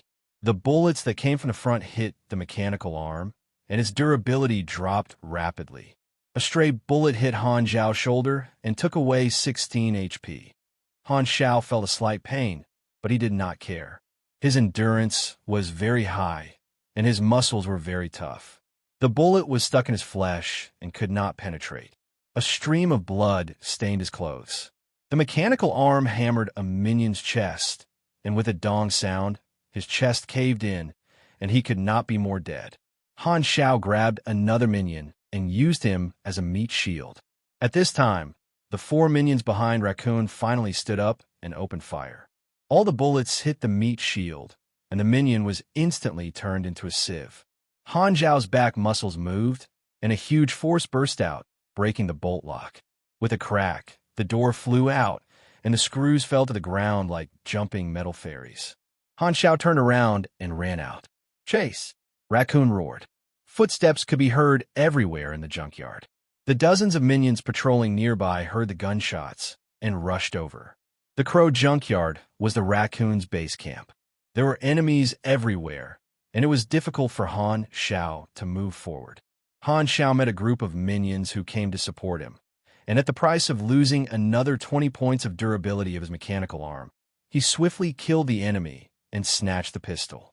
With a long-range attack, Han Shao immediately got rid of the disadvantage of close combat. With his right hand holding the pistol ready to fire, and his left hand holding the pistol to help him aim, he moved forward in a crouch. It was a standard tactical movement that allowed him to react quickly. Basic shooting and precision shooting improved the accuracy of the gun, and it would not trigger more than 2 shots to kill the enemy. Han Zhao's reaction was very fast, and he always made the first move before the minions. A shot to the body to interrupt the enemy's attack, and then he immediately raised the gun slightly and shot the enemy's head. The interval was not more than 0.5 seconds. If there were many people surrounding him, Han Shao would roll and dodge smoothly, and he would frequently counterattack and kill the enemy. The only thing that limited Han Shao was bullets. Every time he killed a wave of enemies, he would search the corpses to replenish his ammo. Every time he killed a wave of enemies, he would leave behind a trail of corpses and blood. Raccoon was shocked. A single person had easily killed more than 20 of his minions. However, there were simply too many minions. They swarmed in from all directions and gradually surrounded him. The suppressive fire made it difficult for him to emerge. Han Shao hid behind the shell of an abandoned car. Dozens of muzzles flashed in the dark, and the dense sound of bullets hitting the bunker made him unable to hear his own breathing. He could only occasionally counterattack. Fortunately, this is my territory. No matter how good he is at fighting, he is only one person. Sooner or later, he will be caught. Raccoon hardened his heart. Once he caught Han Shao, he would make Han Shao regret being born into this world. Just as he was thinking this, something unexpected happened. Rapid gunshots from submachine guns rang out like a violent storm.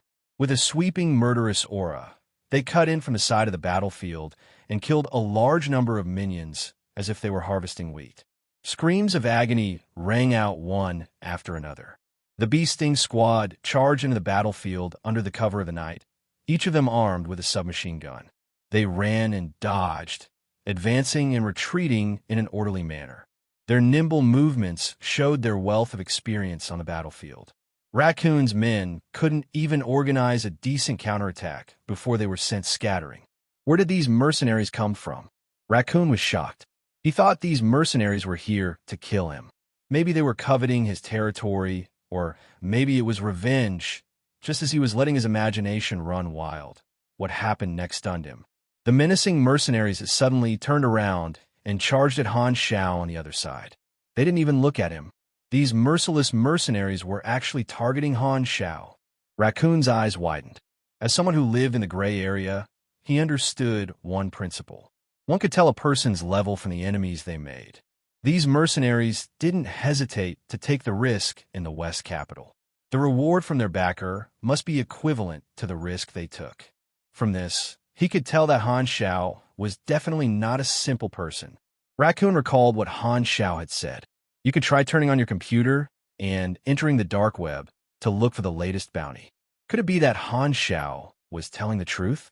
What was his background? It's the sound of submachine guns. Han Zhao's ears twitched. The mission target had finally appeared. Using the light from the muzzle, he determined the location of the bee sting squad.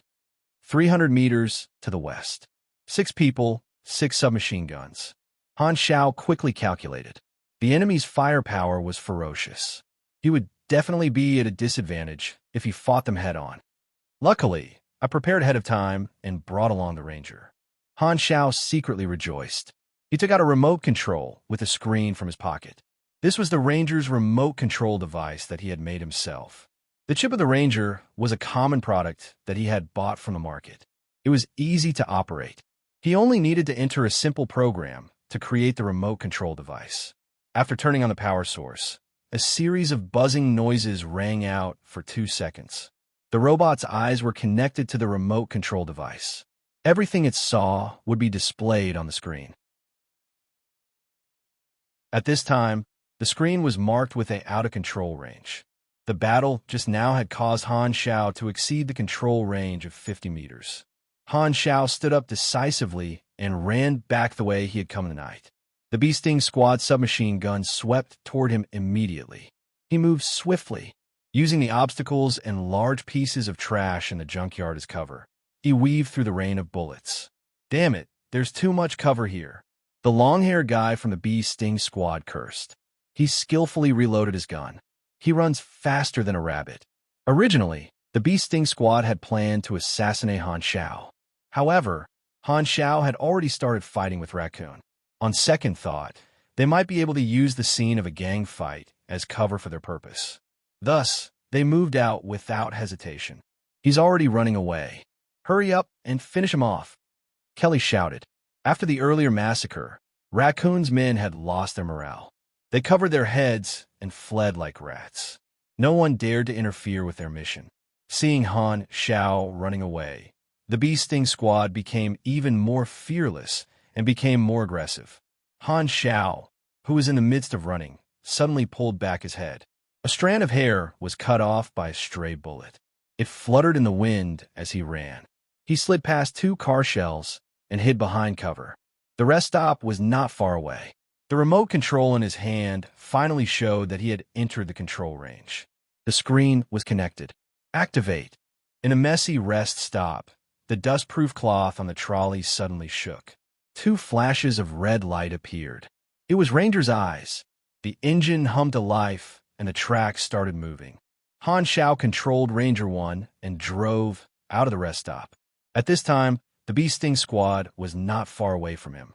Ranger 1's armor might not be able to withstand the concentrated fire of 6 submachine guns. It was too risky to face them head-on. His advantage was the element of surprise. No one would guess that he had robot backup. A surprise attack was the best choice. Han Xiao looked around. His eyes lit up. He had found a suitable place to set up an ambush. Not far away, there was an intersection between 2 car shells. It was a blind spot, and it was right in the path of the bee sting squad. Han Xiao controlled Ranger 1 to hide in the intersection. He held his breath and waited for the best opportunity. The environment of the junkyard was very noisy, and the sound of gunfire was endless. The sound of the first-generation Ranger's engine was covered by the noise and almost did not attract any attention. Only Kelly felt that something was wrong. This was the intuition that he had developed after walking between life and death many times. He stopped and said, "I have a bad feeling." "What did you find?" The long-haired man asked. "That's the problem. I didn't find anything. There won't be any accidents. The target has been forced into a dead end. He's dead for sure." The long-haired man raised the flag angrily. The moment he finished speaking, the bee sting squad stepped into Ranger 1's shooting range. At the same time, Han Xiao's eyes lit up. He lightly pressed the button to fire. Tut, tut, tut, tut, tut. Ranger 1's fingers spewed out thick flames and smoke. A rain of steel poured out. The approaching shadow of death froze the expressions of all the bee sting squad members.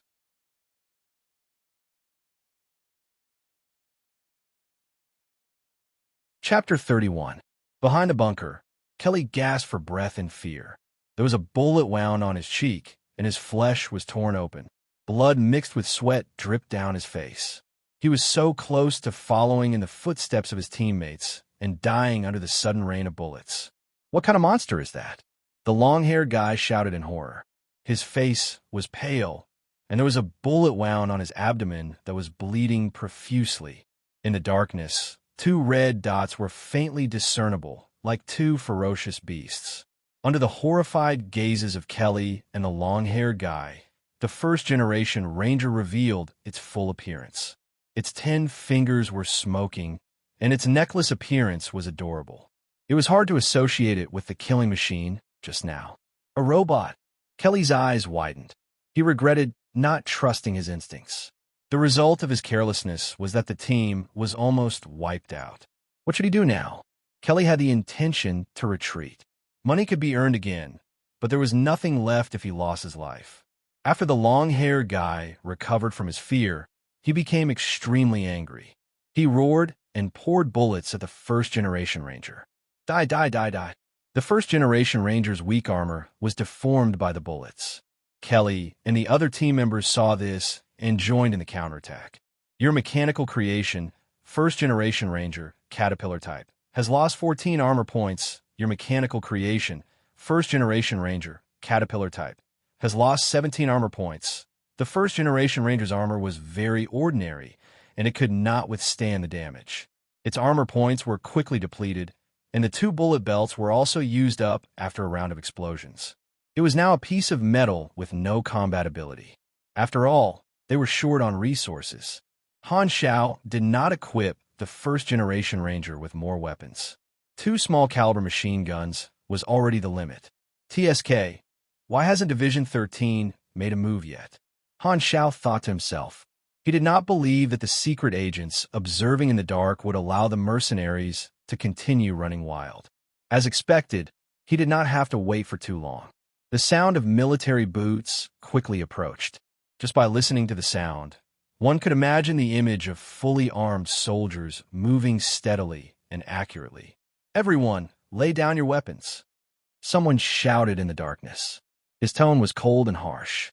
"Let's retreat quickly." Kelly's heart sank. The long-haired man's anger had not yet subsided. He emptied the last few bullets in the magazine on the first-generation Ranger that was about to be scrapped. Only then did he say, "Okay, let's go." At this time, Han Xiao controlled the first-generation Ranger to move, approaching the 3 mercenaries at high speed.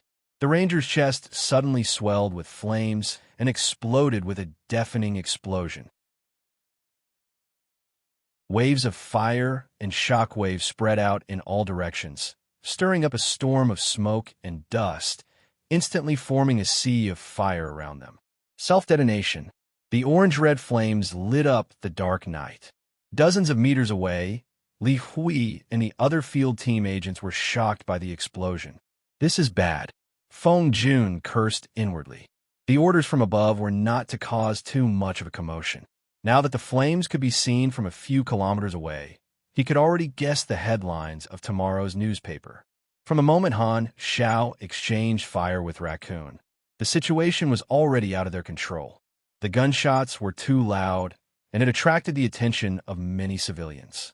At that time, the Bee Stinger squad had not moved yet, so Li Hui and the others had no choice but to follow the order and wait anxiously. When the Bee Stinger squad entered the battlefield, the agents could not wait to take action, wanting to minimize the impact. However, the first-generation Rangers' self-detonation ruined their plan. The long-haired man and another member were killed, and Kelly was covered in dust. He was completely terrified by Han Xiao's methods. Without saying anything, he turned around and ran. Han Xiao shook the sand off his hair, not feeling the slightest bit of heartache. The combat style of the mechanic was to consume all kinds of machinery. He had the blueprint, so he could rebuild it as long as he had the resources. As long as he gained the experience, he would have already profited, not to mention that he had killed so many people. Li Hui had no choice but to vent his anger on Kelly. He fired from afar, filled with murderous intent. "You want to steal my kill?"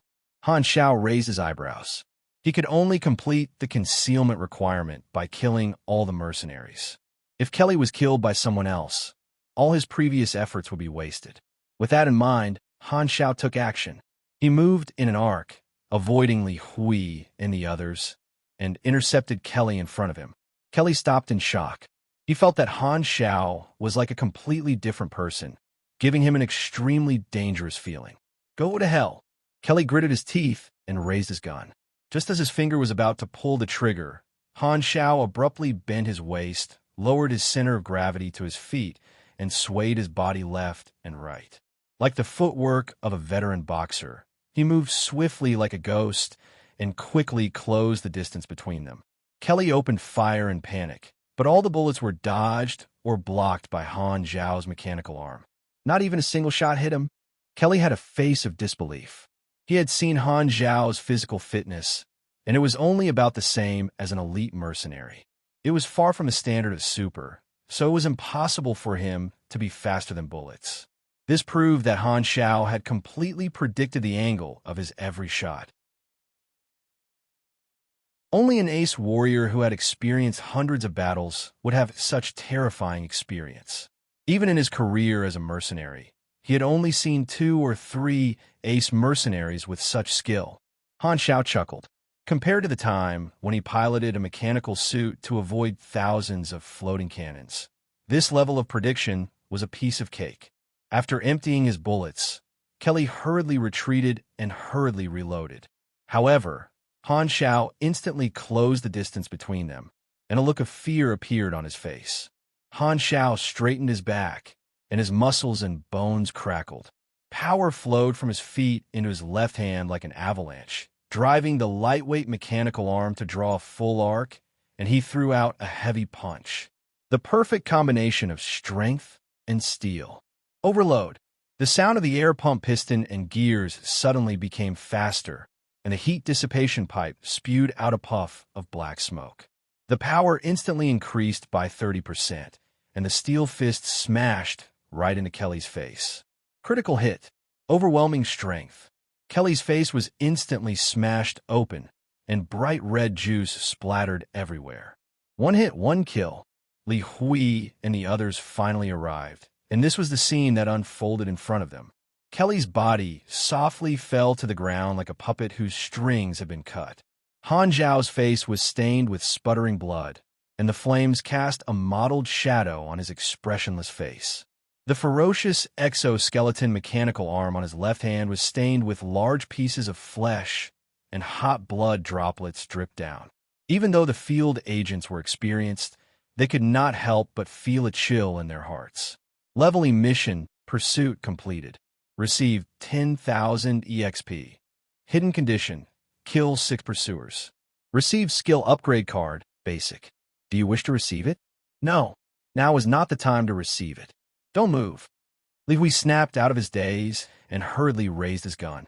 Han Shao was expressionless as he took off the lightweight mechanical arm and raised both his hands. 2 agents quickly stepped forward and put a black hood over his head.